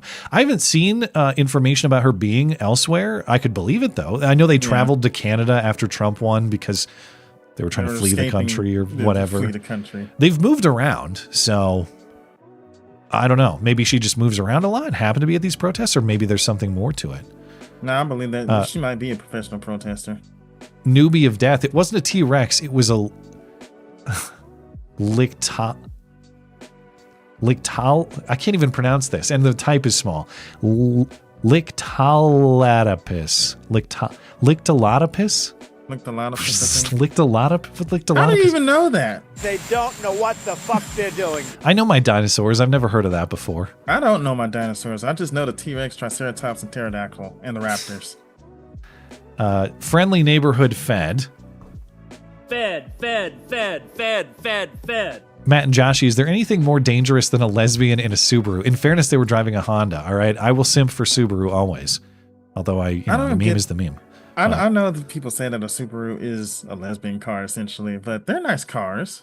I don't appreciate the disrespect. Hey, man, not a lot of people are making manual transmission, all-wheel drive, turbocharged cars anymore. Subaru is still in the game, and I will always appreciate that. That said, do they, in addition to what I appreciate about the WRX lineup of cars, do they also have this hippie, quasi-lesbian, left-wing bit about them that I don't enjoy? Yeah. I'm not so delusional as to ignore that. Okay, real quick. So that dinosaur it's a joke because I'm looking at Dangerous Space. He said licked a lot of puss. It's Okay, wait. I'm embarrassed that went over my head, but it did. You got me with both of them tonight. You're right. It's licked a lot of puss. I'm lictalatopus. Pick up on that. Licked. I'm over here thinking it's a legitimate dinosaur, man. Dude, I did too. Listen here, man. I know the difference between the T-Rex. I know the difference between the Velociraptor and the Deinonychus. All right. Man, now I sound like a fool. Well, it wouldn't be the first time. You got me, newbie. You got me. I appreciate that. Friendly Neighborhood. Okay. He said, is there anything more dangerous than a lesbian in a Subaru? Yeah. I'll grant your point, although I'll clarify as I simp for Subaru. That was a Honda. Also, the lesbian was actually honking in Morse code. What she said was the famous Joseph Rosenbaum last line of "Shoot me, N-word." Also, the other piece translated to where is it? Oh man, here it is. You fucking bitch. Those are the two pieces of messaging that she had. Shoot me, Kaniga, and I'm gay, you fucking bitch. Compound fracture. Oh, go ahead. What do you got? I'll move on to the next one. It's just the butch look. Why do the lesbian couples always have to look mannish? I just don't understand it. Well, usually there's a butch and a lipstick, and I guess Renee was the lipstick, although that's a rough lipstick. I don't mean to dishonor the dead, but lipstick. Which one's butch in that relationship is more of a debate than it should be. Yeah. Compound fracture. Everyone remember to go support the ICE agent who the left is trying to make Derek Chauvin too. That's true. He does have a give, send, go. You're right. And I should have mentioned that. But it is out there, especially if you're outraged by how much the instigators got. It is insane, man. $1.5 million and they had to turn it off. So you're right to bring that up. And that money should get confiscated. Well, there's a credible case that the money is earned in the commission of a crime. Yes. Yeah. So it needs to get confiscated. She needs to be charged. And if GoFundMe has a serious policy, remember was it GoFundMe that banned Kyle Rittenhouse's defense? Or was that, who was it that banned that? Or I can't remember. Anyway, GoFundMe has a history of banning certain legal defenses based on accusations. I think it was GoFundMe. And if they allow this to go through, if charges are brought, you would think that in the consistency with their past actions, they would have to stop this one, though they won't. They won't. It wouldn't surprise me if they didn't. But yeah, even if charges don't come, which I'll be disappointed if they don't, because it seems pretty credible. You're out there cheerleading a crime, and you clearly planned the crime. So we'll see what happens there. But yeah, it'll probably be the biggest fundraiser in the history of GoFundMe. Newbie of Death. Maybe he scratched your gay LM. Oh, maybe he scratched it into the case on the bullet. You are gay, LMAO. The case on the cartridge. And messed up the ballistics to lose velocity. So maybe, right. So maybe when the Charlie Kirk shooter, Tyler Robinson, inscribed his ammo with "You are gay, LMAO," it maybe a little bit of powder fell out and there was some velocity lost on the projectile, which explains why it didn't create an exit wound. You've cracked it. Scientifically, it makes sense. Yeah, Dangerous Spaces says that it was GoFundMe, and I think they lifted it. Oh, they changed it later. Yeah. VV. My pastor said she was just dropping off her kids and lost her life for nothing. Okay, so that's what you're. Okay, I checked back to week of September 10th. No mention of Charlie Kirk. I'm tired of running from church to church. Gonna have a word with him. Advice welcome. Wow. I do have a major problem with this. Right. With politics at church or what? Yeah, when you go to church, you are there for worship. There's a time and a place for politics. If you're going from church to church for your politics, that's your God. I'm sorry, but yeah, I agree. Dude, you need to stop. If you're bouncing, I know I'm going to get a lot of flack for this, but if you're going from church to church because you want to hear your politics being spoken at that church, you're not there for God. You're just. I don't think that's what he's saying, though. He's saying that he goes from church to church because the pastors keep dropping political insanity, so he has to leave and find a new one. I think is what he's saying. Can you read it again so I can make sure I'm not mischaracterizing? My pastor said, she being Renee. So the pastor says Renee was just dropping off her kids and lost her life for nothing. Okay. So that prompted him, VV, the chatter, to go look back to the week of September 10th when Charlie Kirk was killed. No mention of Kirk. I'm tired of running from church to church. Gonna have a word with him. Advice welcome. So he's just saying, VV, for me, it would really depend too on the context in which the pastor said it. Was it a part of an official church sermon or some sort of discussion before the congregation? That's much worse to me than just if you had a conversation with him personally and he had an opinion that seems dumb or maybe misinformed.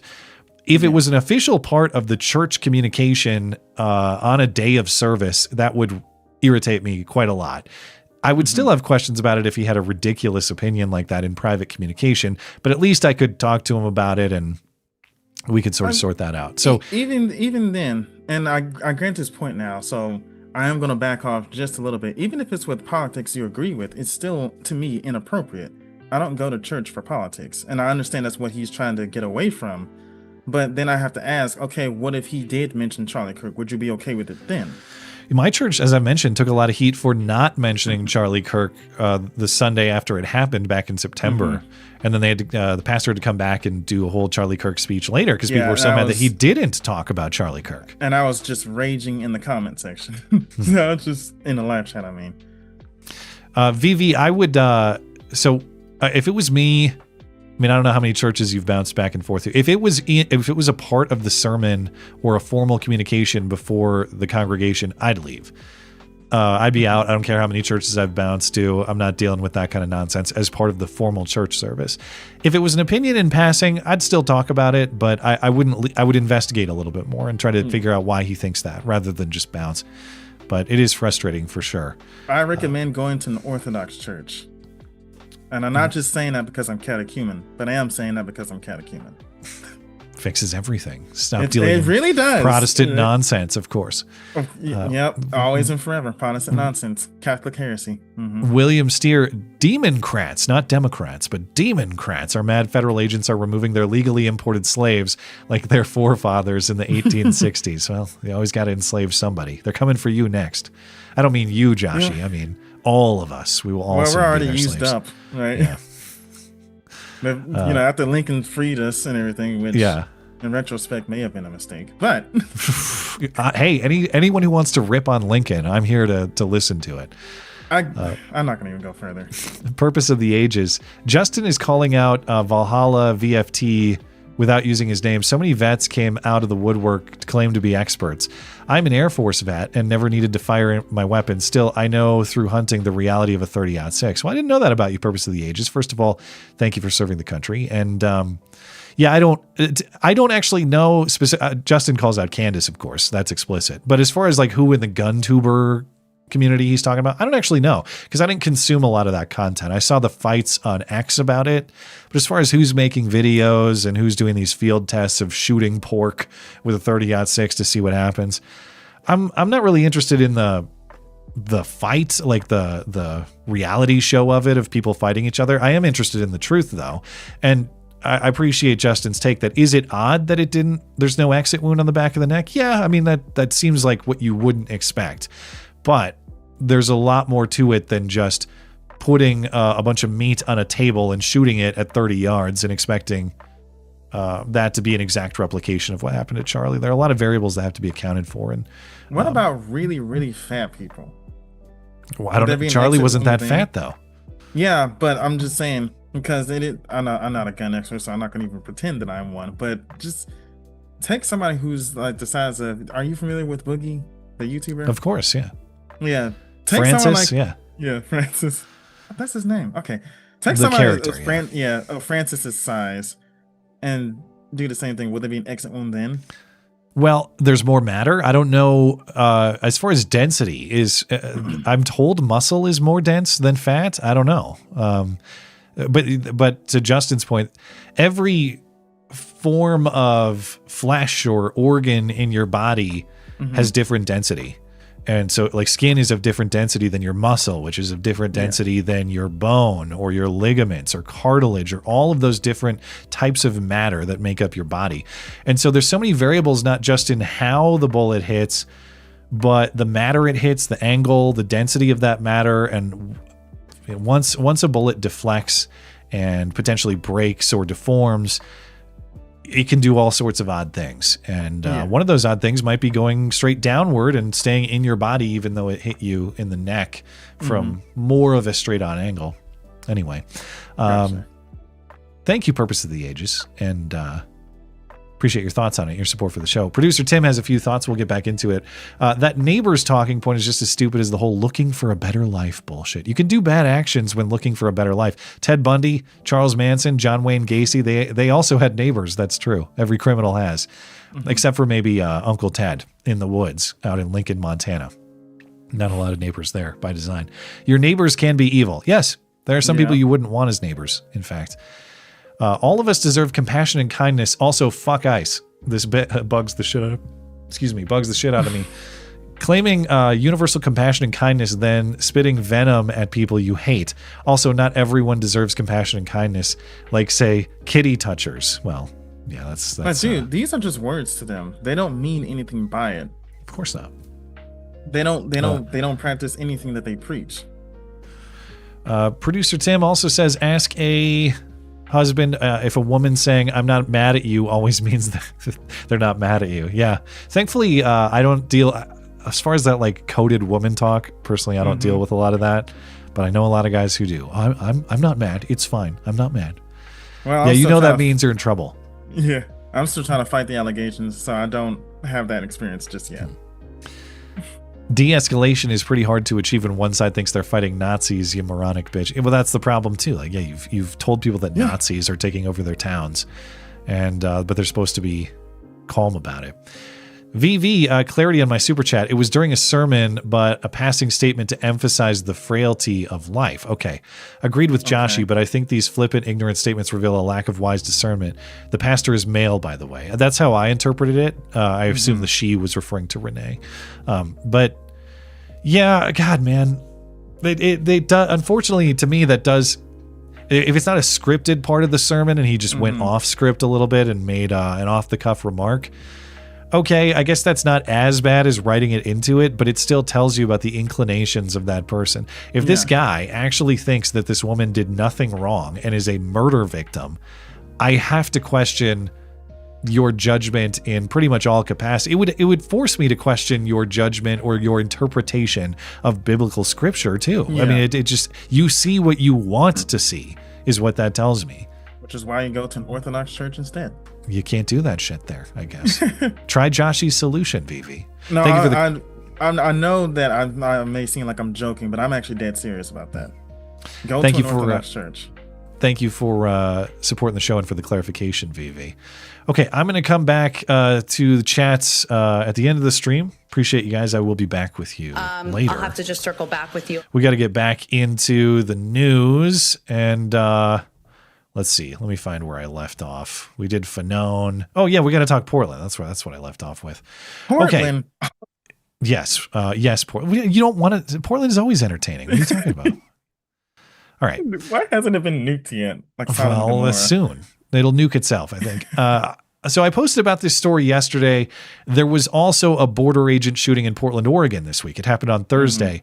In fact, did you know, Joshy, that the shooting in Minneapolis happened on Portland Avenue? Wow. Very interesting.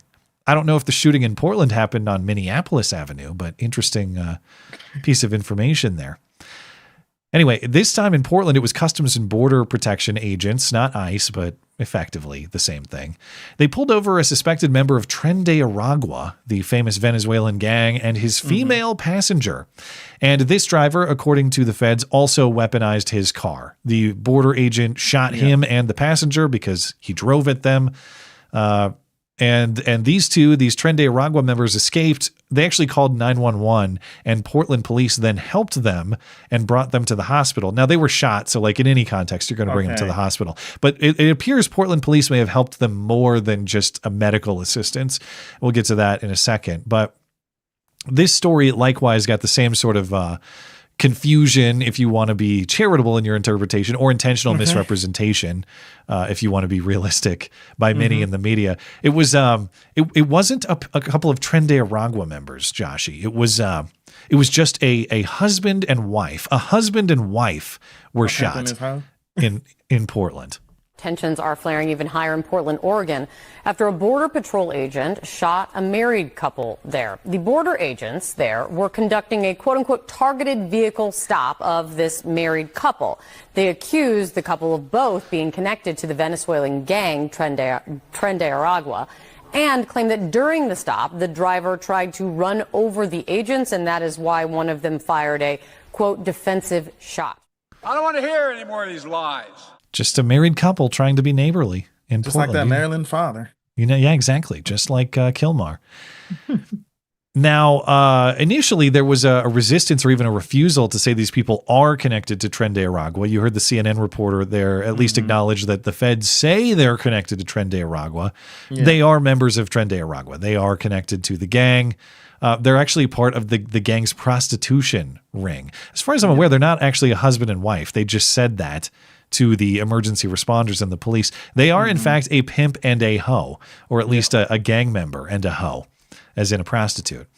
And the Portland police chief, his name is Bob Day. He finally acknowledged that truth on Friday. These are Tren de Aragua members. But this is just one of the most pathetic displays in policing I've ever seen. Bob Day broke down crying when he revealed to the public. So this is a dude who's... Really? Yes. Yeah, it's not even a woman. Oh, they in fact are connected to Tren de Aragua, and I'm very sorry for what that may imply for our Hispanic community. They do have some nexus to involvement with TDA. We can confirm that. and what I can say is there is an association with the two folks yesterday and TDA. I hesitated to even share this information initially because I'm very aware of the historic injustice of victim blaming, oftentimes portrayed by law enforcement, including this very agency. I want to speak for just a moment specifically to my Latino community. It's okay, buddy. Take your time. Stop being such a pussy. It saddens me that we even have to qualify these remarks, because I understand. You don't have or to at least qualify them. have attempted to understand through your voices, your concern, your fear, your anger. This information in no way is meant to disparage or to condone or support or agree with any of the actions that occurred yesterday. Look at this fat. This dude busting out the hanky and everything. Yeah, he's ready to go. Look, if there's one thing that extremely makes me irate, is a police officer that cries.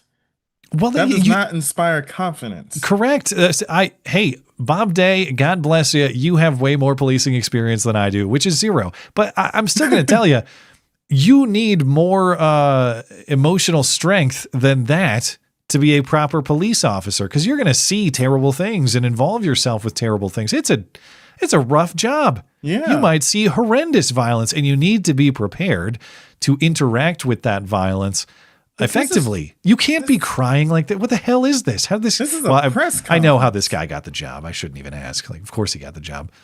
Dude sucks massive dick. That's what he does. He's a white man who got a job with the city of Portland. He must have something like that, like you're talking about. He must perform phenomenally in those tasks. Oh my gosh, dude. But he rode it's shotgun so way too much. He rode something way too much. You're right. But even it's so cringe for so many reasons. But is the implication that any Latino or Hispanic person is going to be bothered or offended by the fact that Tren de Aragua members are being removed from their streets? Why would they be sad? Them the most. Yeah, why would they be sad? They'll probably be celebrating. They're doing the I live near Latinos around my neighborhood. They're probably shooting fireworks and everything right now in celebration of these two deaths. By the way, Bob Day himself should be happy because the competition is getting removed. No longer is this woman. Hold on, let me pull her up here. This woman is not sucking them on the streets anymore. Look at those massive jugs. Andy No tracked down her prostitution portfolio. This is the man in the car was Luis David Nico Moncada. This woman is Yorlenis Betsabeth Zambrano Contreras. And pronunciation.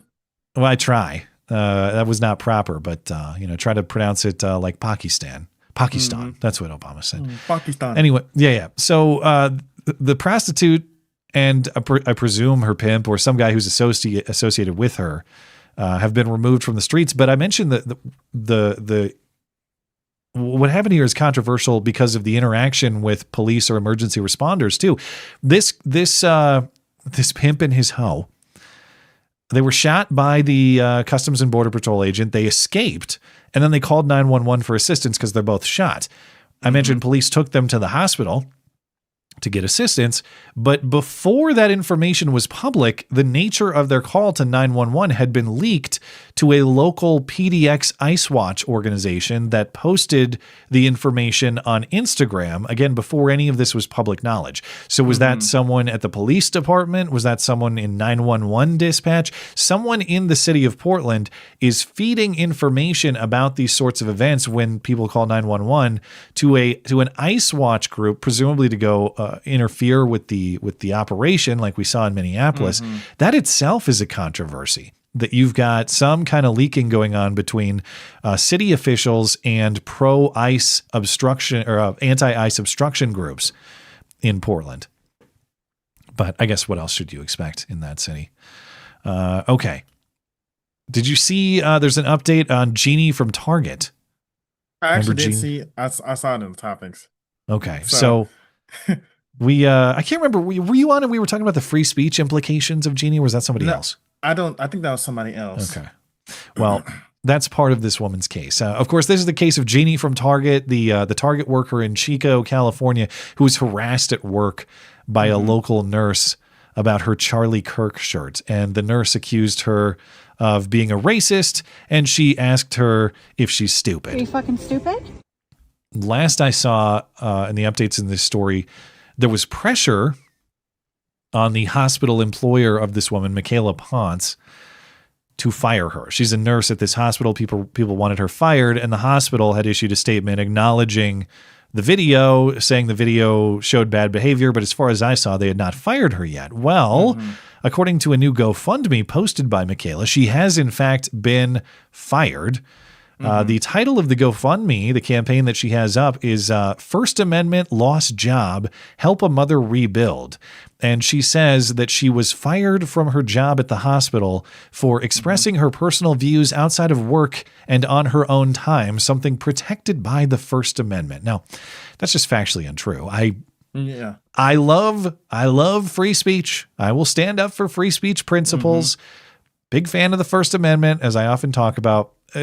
But there's a difference between expressing yourself and then going out of your way to accost somebody. Well, there's no First Amendment implication here. There's no government action taken. Now, we can talk about the free speech principles. And do you have a right to think that Charlie Kirk is a racist? Yeah. Do I want everyone who thinks that Charlie Kirk is a racist to be fired from their jobs on the basis of that opinion? No, it's not really the society I want to live in. I want to have a little bit more tolerance for opposing viewpoints than that. But you're exactly right. It was the reason she was fired is because she thought Charlie Kirk was a racist, at least in principle, a sort of First Amendment protected viewpoint. No, that's not why she was fired. She was fired because she went out of her way to harass a woman, a specific woman at work, post the video on the internet, thinking it makes her look good. Yeah. And try to ruin that woman's life on the basis of a perceived disagreement. That's a harassment issue. And beyond just the harassment issue, I'll remind everyone, she's a nurse at a hospital, okay? If anyone has to be patient with the elderly and nice to the elderly, it's an important qualification for the job of nurse. I would understand why a hospital wouldn't want to employ someone who treats the elderly that way. Make them a nurse. It doesn't make any sense. She now has this GoFundMe up. She's trying to raise money, but it's not working out for her because she didn't get shot by ICE and she didn't call a Somali the N-word. She harassed a woman at work. And so she's had this campaign going for 3 days and she has raised a grand total of $370. Jeez, man. I get paid more than that in 2 days. So I hope that she looks herself in the mirror and asks herself, are you fucking stupid? Because that sort of hold on now. Let me introspection stop you right is there. needed. You're asking a woman to take accountability for her actions. Yeah, I should ask myself. Are you fucking stupid? Yeah. Let's correct the record here. All right. I imagine it's going to be very difficult for her to get a nursing job again. And the Give, Send, Go, or the GoFundMe is all about trying to. She has her husband, they have a kid or a couple kids or whatever. And now they have one income. All right. Yeah, I'm sure that is going to be a disruption for your family. Maybe you shouldn't have taken that course of action. Will she ever be hired as a nurse again? Should she? No, she shouldn't. But will she in California? I'd like to say no, but I don't know. We'll have to see how this plays out. But here's the thing that I don't quite understand. You have kids. Do they ever not think about, okay, I'm trying to post this online. This is going to blow up in my face. How is this going to impact my kids? Did they not think that through? I guess the only explanation is people like this are so delusional in their committed belief system that they think everybody agrees with them to that insane extent. And that's part of the conflict of this worldview. They simultaneously view themselves as victims, like they're victims in this oppression structure, and yet they can treat other people with pure disrespect at best, and they think that they can post that themselves for public view in a way that will make them look good That's the expectation. The only thing I can say to explain her behavior is she's so deep in that delusion that she didn't for a moment consider how that looks to somebody who maybe thinks something different about Charlie Kirk, or just maybe doesn't even like Charlie Kirk, but understands you should probably be just, nice to the old lady worker at Target, even if you don't like Charlie Kirk. It's called the main protagonist syndrome. They think they're the hero of their own little story until reality hits. Yeah. Well, we're a little bit behind on time. I was going to use some time to promote my new MC Club program once more. Boo. I know I've done that twice now. I'm just going to give you a quick update. If I have time at the end of the show, I might play the video again, just because I know a lot of you saw what I posted on Wednesday, and then I played it in the Wednesday stream, and people who are loyal listeners of this product, you've seen it potentially twice now, and I'm asking you to listen to it again. I'm not going to do it right now, but I do want to use the full extent of my reach to make sure that message is heard. And I want people to be aware of what's going on with the state of the business and with what my hope is for that business to sustain and succeed. And so rather than asking you to sit through 10 minutes of that again right now, I will update you and say, to everybody that has supported and signed up for the MC Club, I appreciate you so much. The initial response is actually better than I expected. And so I think we're well on our way to having a stable home for this and not having to worry about all the forces that may cause this to be taken away as a full-time project for me. So even though I'm very grateful, I'm very optimistic, I will say that for those of you who are on the fence about supporting, or maybe haven't thought about supporting before, if you don't listen to it at the end of this stream, please go to my website, listen to Wednesday's video, and just give some thought to it. Just because if everybody out there who found value in this product chipped in a little bit of value and contributed to its sustainability, not only could we continue to do great things despite the forces that would have this sort of thing defeated, but we could just have stability from any of those things, and nobody could be able to take this down. And that's really what I'm trying to achieve, is just making sure that we are not destroyed by all the various things that make the duct tape operation difficult. So I'll maybe come back and play it at the end of the show, just for those of you who didn't see it. But if you didn't see it, please go to mattchristiansenmedia.com. Check out the video on the MC Club. And again, huge thanks to everybody who signed up to support this week. It's good to turn the ship around a little bit, do a little course correction. And I really appreciate you showing up to make sure that this production continues. And to make sure that Joshy still gets paid more than the nurse at the hospital who is now begging on GoFundMe. Yeah. And I promise that if any of you complain about Matt giving context of why he's in the situation he is, I'll say bad, awful things to you and call you a massive fag. We're not reigniting that fight. You can say it's the worst video I've ever made. You can absolutely say you suck. Fuck you. That's fine. I'm just giving people shit. That's it. Yeah. Anyway. Appreciate everybody. And thank you for making the first week of the program a success. Anyway, I'll get into hoax hate instead. And now the nobody saw it happen, but it's totally a product of Trump's America hoax hate crime of the week. Ah, shit, it's backwards. You think they'll notice? You know what I noticed about this headline that I didn't earlier? What? They capitalized white. Usually they only do that with black. That's true. I've never seen the capital W white. Good for Carol Levin. Yeah, the world is healing. Wow. Capital W white. What a bunch of Nazis at Carol Levin NBC in Minneapolis. All right. In Minneapolis, Kenny Callahan is a senior pastor at All God's Children Metropolitan Community Church. In fact, I think he's VV's pastor. I think VV has tried this church out. It didn't work out, but he gave it a chance. Because Kenny Callahan is also a proud homosexual and committed progressive. No, heretic. No, he'll try to tell you otherwise. And he was just going to work. He was just going to the church the morning of January 7th, which of course is the day of the ICE shooting this week. And he was just driving down Portland Avenue when he saw a large crowd.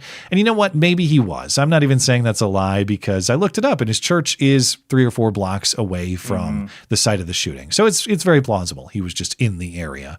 Okay. But he says he was in the area and he saw what was happening and he pulled up and he talked to the crowd and he learned that poor Renee Good had been shot and he got confrontational with ICE agents too. He noticed that ICE agents were detaining or otherwise harassing a Hispanic woman. And so he begged to the ICE agents, please take me, virtuous white man, instead. Please take me. And they refused, and they put a gun in his face. But then they did detain him, and they asked him if he was afraid. And he bravely said, I am not afraid of you. And in the face of this defiance, the ICE agents, they actually let him go. They did not detain him longer than a few minutes because they decided he is capital W white. And after all, they're very racist and they're not interested in meddling with a white man. So because he's capital W white, they released him. I saw ICE agents circling a young woman who appeared to be Hispanic. And so I approached her and we were at that point chanting, we are not afraid. We are not afraid. Go out of our state. We are not afraid. And I said to this ICE agent, take me. Stop harassing her. Take me. The agent came, got in my face, pointed a gun at me and said, are you afraid now? To which I said, I am not afraid. The next thing I knew, they were putting handcuffs on me and they put me in the back of an SUV. They came back 3 times and they asked me if I was afraid yet. To which I replied, hell no, I'm not afraid of you. And I'm never going to be afraid of you. The 3rd time when they came back, they asked for my identification. They asked for my cell phone. I asked them if I was under arrest. They didn't answer. And then they said to me, well, you're white. You won't be any fun anyway. You can get out of the car. I was astounded to experience and see such blatant racism and the effects that this is having on our community. I am a gay homosexual. So this guy, is he Protestant or Catholic? I mean, he gets a massive L if he's either, but the church is the All God's Children Metropolitan Community Church. That implies a Protestant denomination of some sort. Of course. But I don't know. He looks like he's dressed as a Catholic priest. Yeah, let me see if I can pull up. Like, I know people get mad at me for continuously dogging on. Does that count as the collar? Isn't that something different? I don't know. I believe that he is Catholic. Catholics in the audience clarify. Does that count as a Catholic getup or not? I'm counting it as a Catholic getup, but even if he's Protestant, he still gets a massive L. Because, this is more of I know people get mad at me for dogging the Catholics and Protestants, but this is what you guys are getting. Nobody is walking up to this dude and saying you're not a real priest because you're gay. First of all, why are you even allowed to preach? First of all, the Bible is explicitly against you. I think you need to read more closely about how Jesus accepts everything all the time, and there's absolutely no moral standard whatsoever. They accept the hippie Jesus. He's not real. He's not real. Flipping tables and cracking whips is the real Jesus Christ. I learned that in the first season of Bible study, man. And Matt, have y'all read anything in the Old Testament? A little bit of Genesis, yeah. But mostly it's been new. So we all believe in the Trinity. So Jesus says he is God, right? He's the same God in the Old Testament. Dude nuked Sodom and Gomorrah. Same God. Yeah. Just but saying. that's Jesus's dad. That's the hippie's dad. He's different. Well, they're all the same, but we'll get into that later. Yeah, right. Anyway, I find this to be shocking, this report that ICE they're just very viciously racist, but not homophobic. Get out of here, you white man. We're only interested in racism, not harassing a faggot.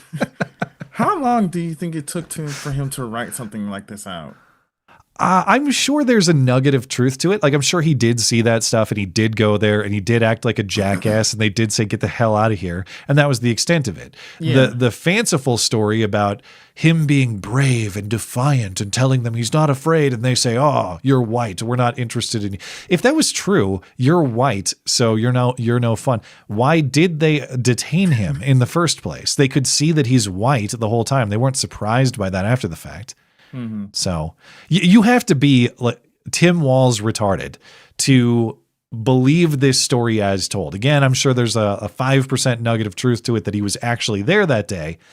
But like Katie Tur on MSNBC is just standing there nodding along. Oh yeah, that sounds plausible. You have to be completely retarded to believe that anything about what he just said sounds plausible in any way.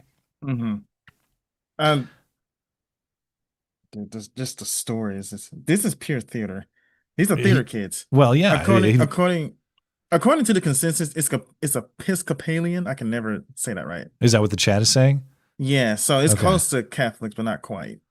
So yeah, I'm not a great denominations mind. So as far as how he fits there, they're technically Protestant, so more Protestant. Yeah, but I just mean like, how would most Episcopalians view this guy? Like, would he fit in or would he not? Oh, dude, most of them are gay. Okay, some of them are massive faggots. Okay, so they'll probably agree with this dude. So that's official church doctrine then. I am a gay homosexual. Okay, there's an Episcopal church near me, right? And they have this sign like, all people are welcome here and we believe in justice anywhere or something like that. Yeah, I'm pretty sure half of them are massive faggots. And the one that I'm talking about has a woman priest. So they're all right. Well, if any Episcopalians want to defend your honor, you're welcome to do that. 'Cause I don't know anything about Episcopalians. Josh is just here to hate on all non-Orthodox denominations. I don't know if you guys are actually gay homosexuals or not. Look, the congregation needs to turn away from these people. They're leading you astray. All right, I got one more for you.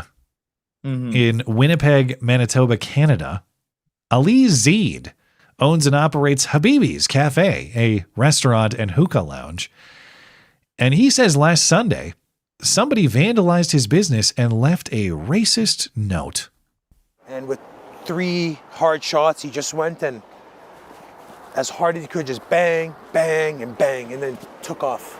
Habibi's Cafe owner Ali Zeed says staff arrived Sunday morning to find smashed windows. More than just vandalism, Zeed says a message of hate was left behind too. It was sadness, heartbreaking. You know, I seen my mom come in, she was in tears. This photograph shows the note Zeed says was found outside. It says in part, "Leave our country, terrorists." Zeed was born and raised here. His family is Palestinian. It made us stronger because the way the public has been coming in and sharing their support with us has been amazing. Zeed says there's surveillance video, these images shared on social media. He's not sure if it's connected to what he says happened in the back lane recently, where similar comments were made. Zeed says what he's seen from Looks the pretty similar to that outfit. shows what kind of place the city is. Children are coming in with their penny banks, showing their support. They want to help us pay for the windows. That just goes and shows you what Winnipeg's all about. It never happened. It's a made-up thing. It's a total fabrication. Okay. I'm sure all the piggy bank kids are right First after. Of all, nobody cares a piggy bank anymore. What the fuck is this guy on? The kids came and they said, we would give you our piggy banks, but we gave all the money to that pastor down south in Minneapolis who was detained by ICE and let go because he's white. You know, to believe that story, you probably believe the one in Minnesota as well. But that kind of thing too. Oh, the kids came with their piggy banks. If it's true, which it's not, is the implication that he took their piggy bank money? Did you actually take their quarters? Or did you say, thank you, young man, but that's not necessary here? Like, you have insurance at your business, which he talks about in his GoFundMe. And he says that he needs the money because it's high deductible insurance, and the claim here will cause premiums to go up. Okay, he's asking for $4,500 and he's raised about $4,000 of that. But the thing I find strange about the claim, you mentioned the surveillance images, and I don't know if that looks like him or not, but why can't we see the video? Why are you only showing us still frames from the surveillance cameras? The Winnipeg Free Press here, which has the reporting, the reporter in the story confirms that he or she saw the video. So if the reporter can see the video, why can't the public see the video? You know, in the interest of catching the guy who did this. I find it odd that they're not showing us that piece of information. Down. Yeah. What's going on? Oh, like we have a cat situation. Yes, my son is jumping daddy's lap. All right. You have anything else to say about Mr. Zeed? Ali Zeed. The only reason his business wasn't picking up, right? I mean, it's the dead of winter. Most people don't really go out during the winter time. So he. I don't know. Do you hookah in the winter? I don't know what. I don't even know what that is. It's like well, I would think you would be all about hookah because it's like, isn't it a special kind of tobacco? You put it in this weird device and you smoke it. Look, man, I'm a Southern Rube. We don't do the hookah. We just smoke our tobacco when we sit on our porch with our shotguns. It is tobacco. It's like some form of tobacco. Some form of tobacco. That sounds like Middle Eastern shit to me. Yeah, it's jihadi tobacco or something. I don't know. Next thing you know, you were screaming Allahu Akbar. Nah, I'm pretty sure that I know what a hookah bar is because there was one in my neck of the woods and it closed down because of the lack of business. Right? They don't get a lot of business. So in order to pick up business, I guarantee you he smashed these windows and made this big stink about how he's being targeted because he's Arab or something, right? That's the implication. Yeah, he's Palestinian, so he's a terrorist. They don't do well. It doesn't The matter. only time I've ever seen anybody engage in hookahing, if that's the proper term, is a bunch of degenerates at my college campus when I was about 20 years old, in the middle of the lawn. When they should have been studying for some big test or something. Bingo. These are not people with a lot of money or otherwise productive members of society, based on my experience. Now, if you're a highly productive hookah enthusiast, I invite being corrected on that. But to your point, not only have I not seen, it's not just like I haven't seen highly productive people hookahing. I've just seen nobody hookahing except for college degenerates. So building a business around hookah and I guess Palestinian food, does seem like it might be a little bit of a gamble in the middle of Canada where such things might not be that popular. No. I don't know. All right. It's not a viable business. It don't last long. Does he look Protestant to you or Catholic? Dude is an infidel. I'm sorry. Okay. He says the same about you and he has a vest to prove it. Just kidding. I'm sorry that they called you a terrorist on a piece of paper. What's his name? Ali? Sorry about that.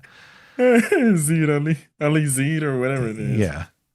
Anyway, all right. Let's catch up with Super Chat. Unless you have anything more to say about this guy.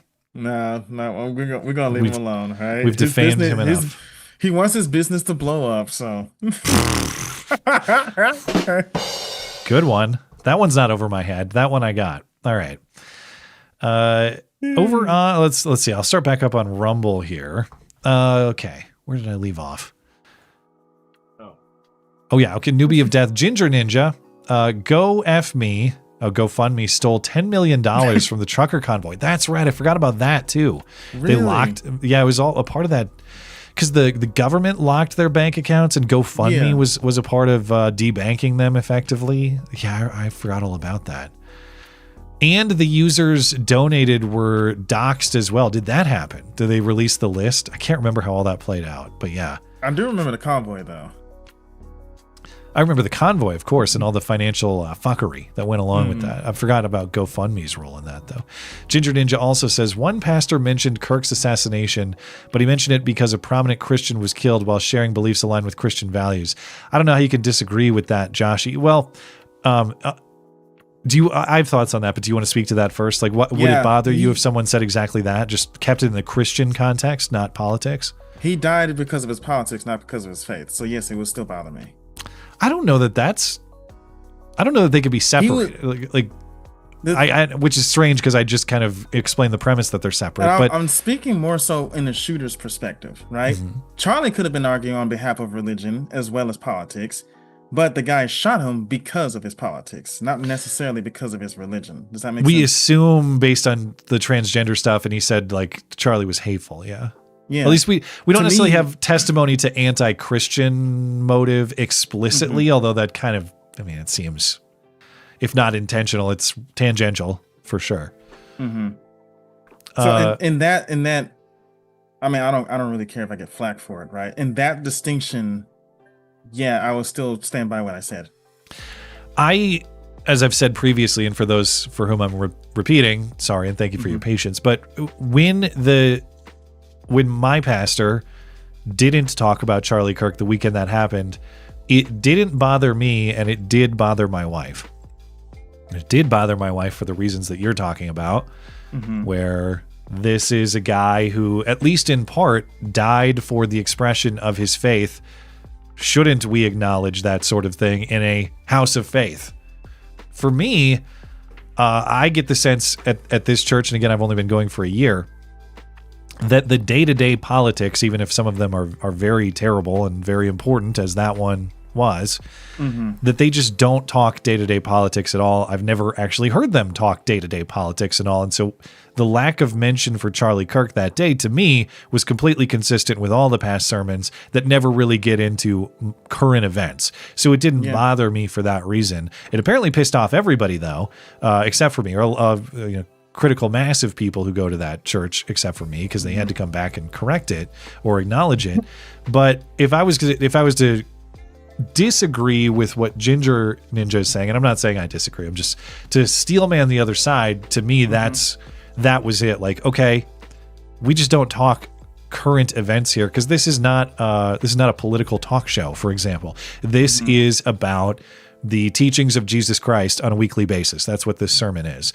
And the teachings of Jesus Christ were certainly a part of who Charlie Kirk was, but that doesn't necessarily mean that we bring him as a current event into an area where we otherwise wouldn't. But I don't know. I was not a part of the pitchfork mob on either side. I wasn't pitchforking for them to talk about Charlie. And when they did talk about Charlie, it wasn't like it pissed me off either. So I guess I'm riding the fence like a real pussy. Well, no, for me, there is that distinction, right? As long as that distinction is there, that's how I'm going to look at it. So the distinction about not getting into day-to-day news.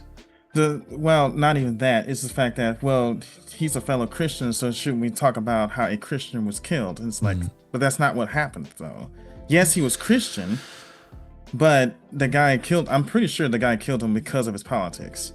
Yeah, I wonder how much can you actually separate those things insofar as Charlie's whole public personality, his whole public presentation was grounded in Christian faith. So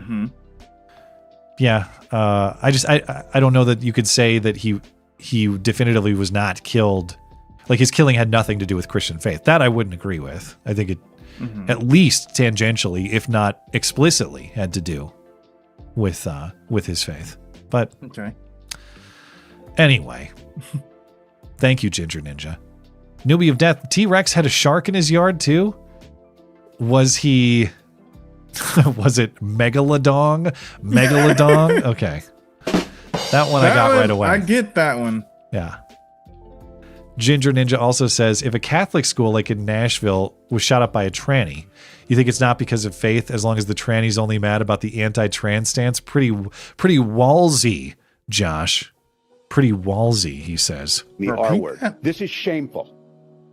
Repeat that again. He said, okay, so by the logic that you, or the reasoning that you are expressing, it would be equally valid to say that the tranny church shooter in Nashville shot up the church and the school there a couple years ago.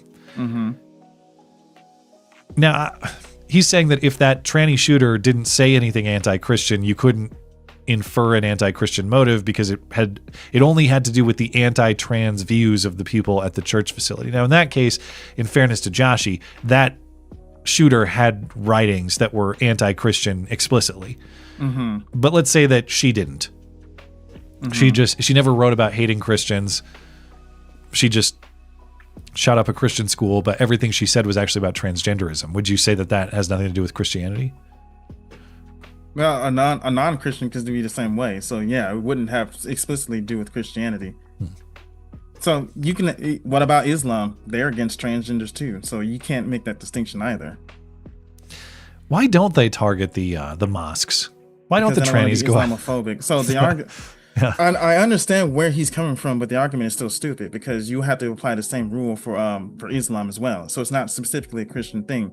Because she specifically hated Christians, yeah, I would make that a religious matter, not a political matter. Yeah, Ginger Ninja. Are you fucking stupid? Seems pretty clear to me. All right. Thank you, Ginger Ninja. Appreciate it. Let me catch up with YouTube and Tippy. We'll call it a night. I left off with VV. Okay, AP. In regards to the Charlie Kirk thing, I'm an engineer. If you hit a liquid hard enough, air quotes hit a liquid hard enough, the force of the velocity can make it behave like a solid.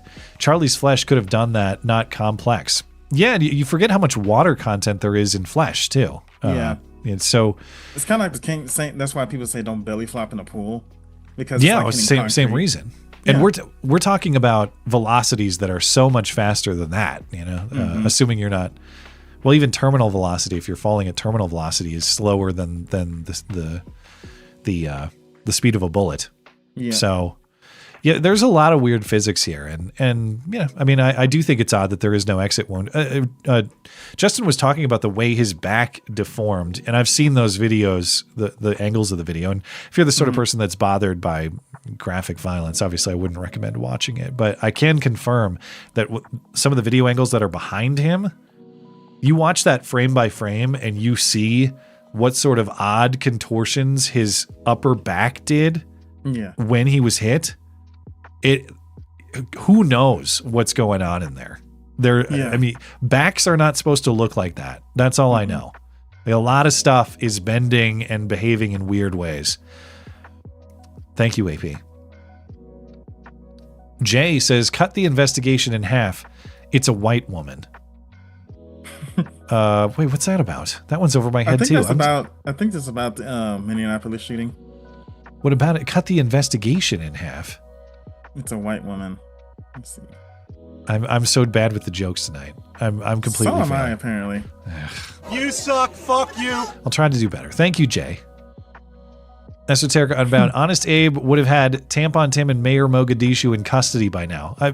Tim Walz. Okay, my list: Dr. Fauci, Tim Walz, both need. Now I know Dr. Fauci's complicated because he was pardoned. Tim Walz wasn't, but maybe I was going to say they're the same. Maybe Tim Walz is number one. Like, list of guys that must be arrested and charged. Tim Walz, biggest fraud in the history of the country, as far as we know. And there's plenty of evidence to say that he knew at minimum and allowed it. I would not be shocked to learn he was in on it. Potentially got kickbacks, personally benefited, whatever. Absolutely. If Tim Walz does not face charges of some kind, you know he won't.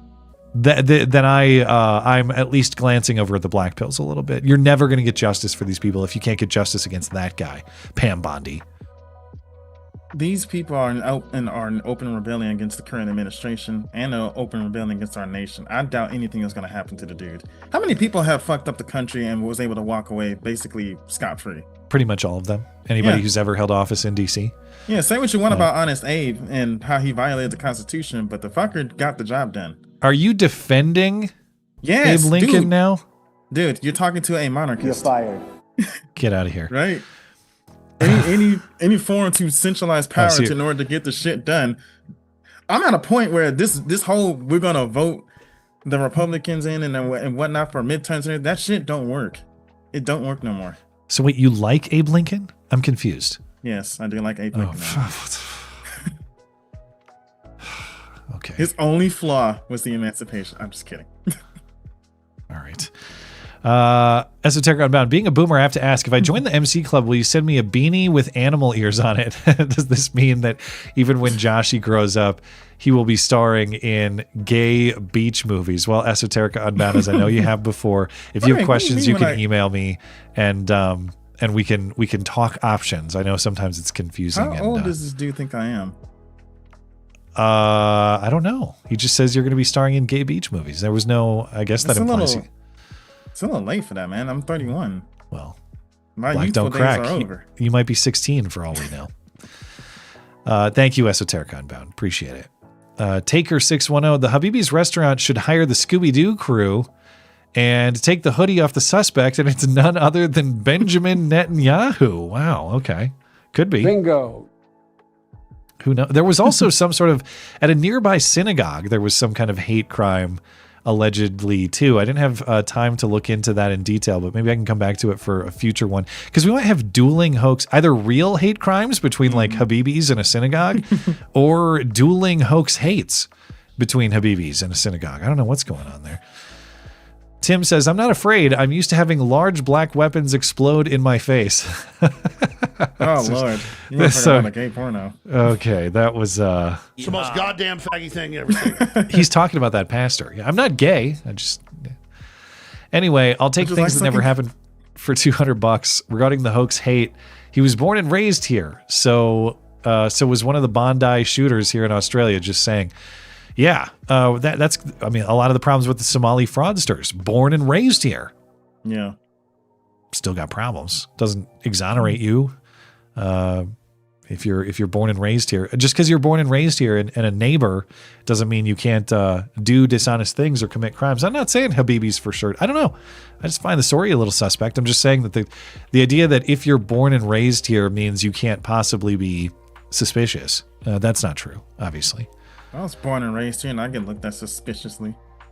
Two Dogs Mike D, tell quite frankly, or my friend Frank, your feelings on hookah bar participants. Does he hookah? Does Frank hookah?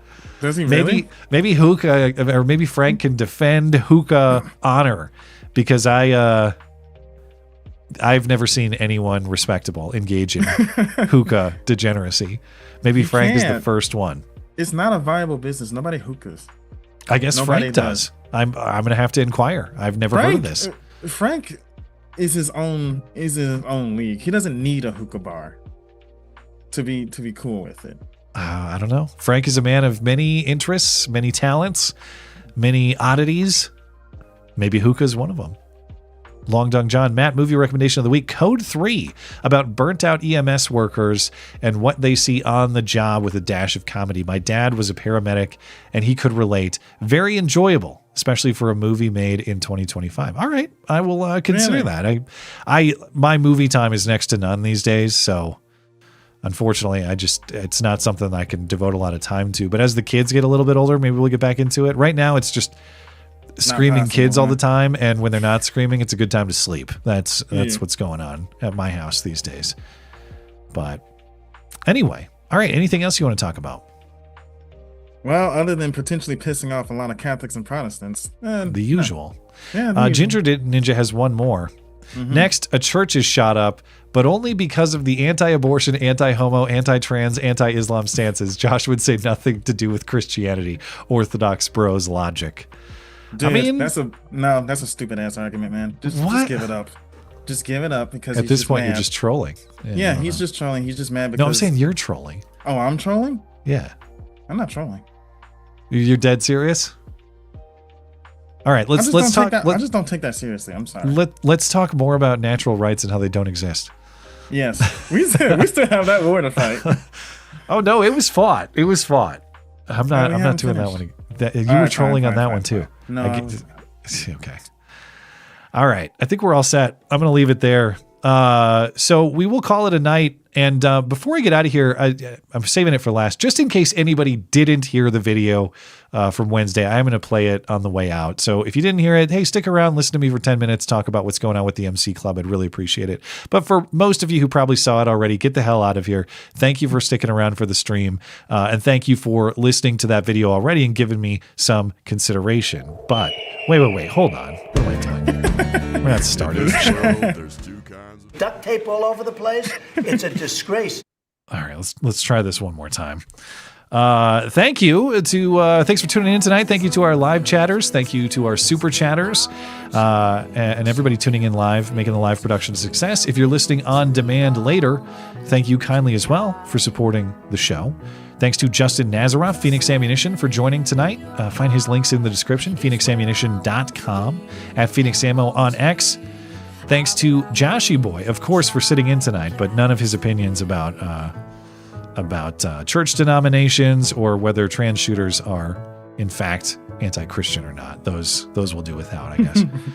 Thanks to producer Tim for his assistance, as always. Find everything show-related at mattchristiansenmedia.com or mattis.gay if you prefer brevity. I'm back on Wednesday and Sunday nights. Have a great night and a great week. Good night, everyone.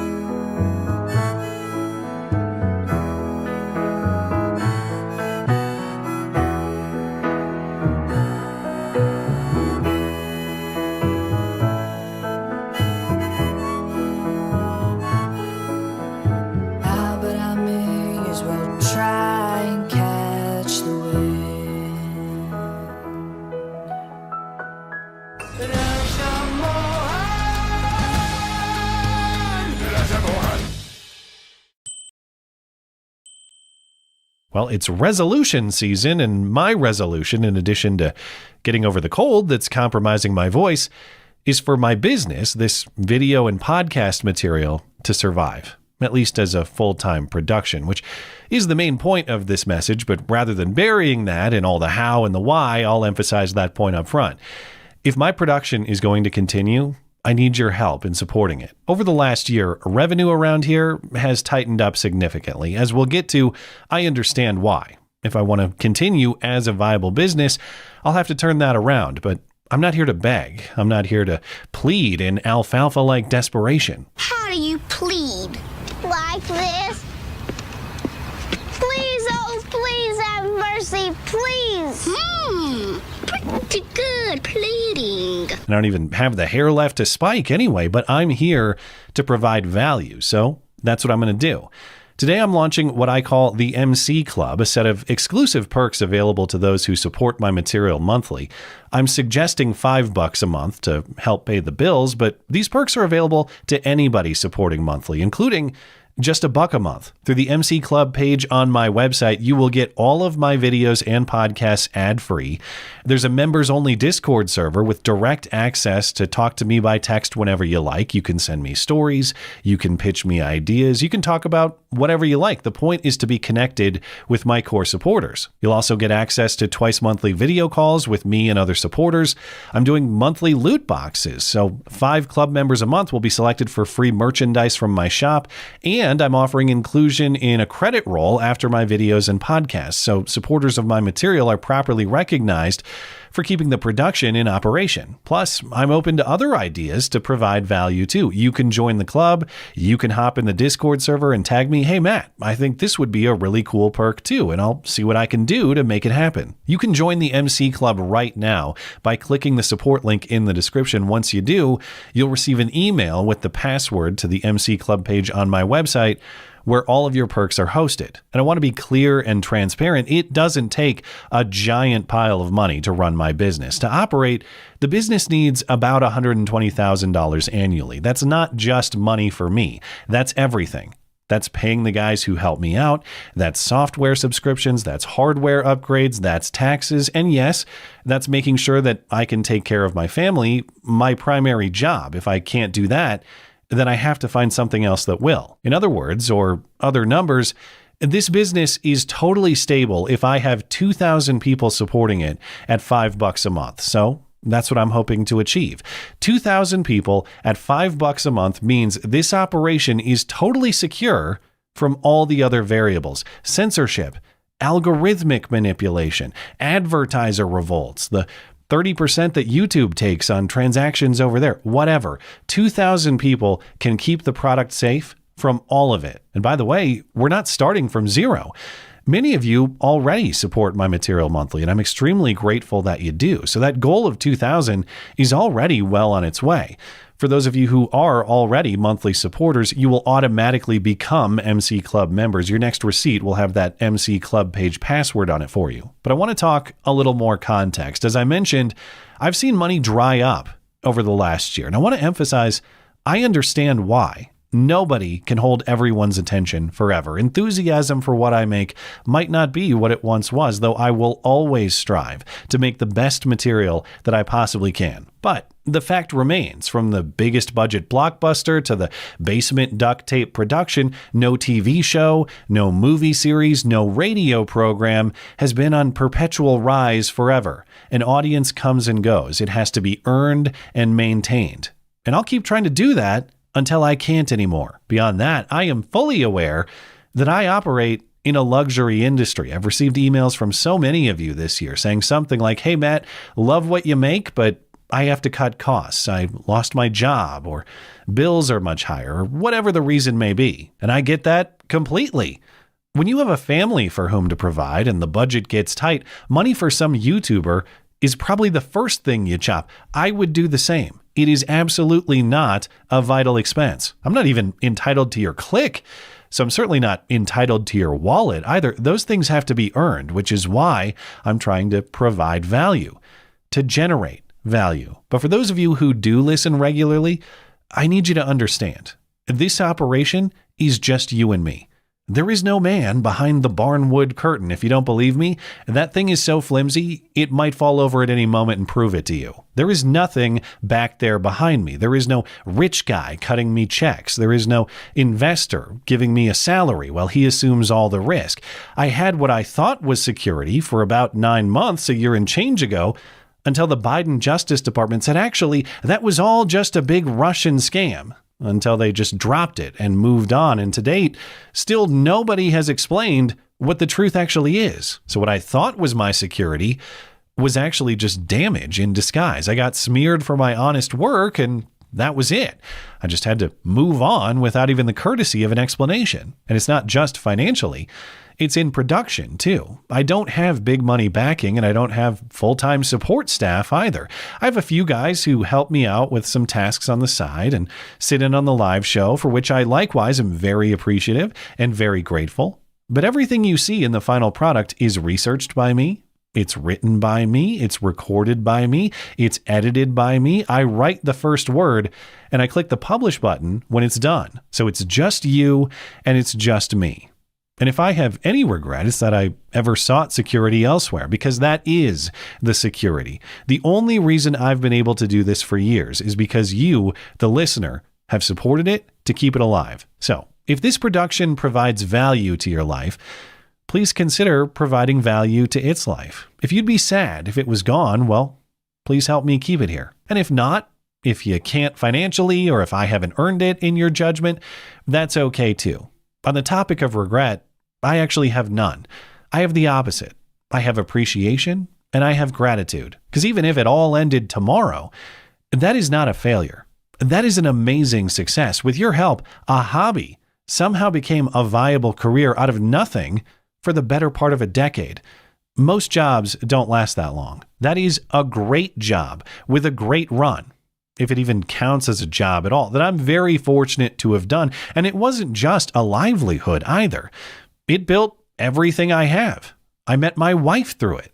I have my children through it. I've made great friends through it. It was the path to everything I have that matters so much more than the dollars do. And I say, if it even counts as a job, not because it isn't work. It is. I hope the amount of time and effort put into the product is clear in the final presentation, despite the occasional breakdown in the duct tape. I say, if it even counts as a job, because I love to do it.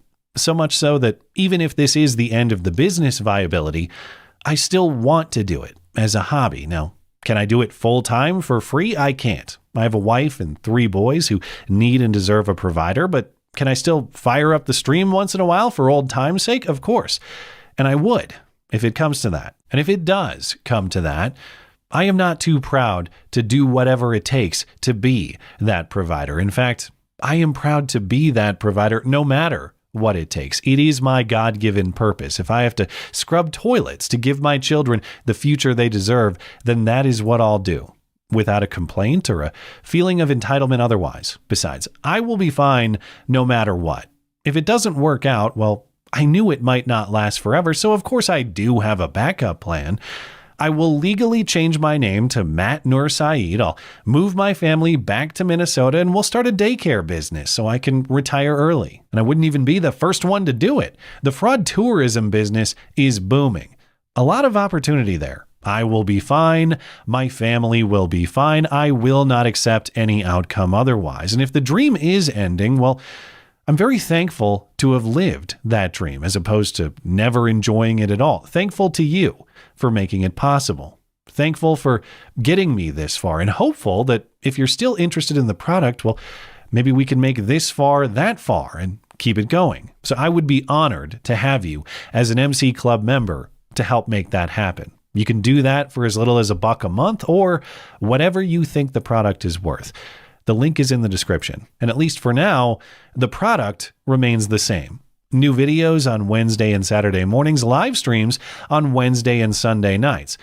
Until I can't anymore, because there are debt collectors for my kids' bills at the door. But I know they're not coming tomorrow, so at least we have a little while. Or maybe forever, if you decide you'd like to have me.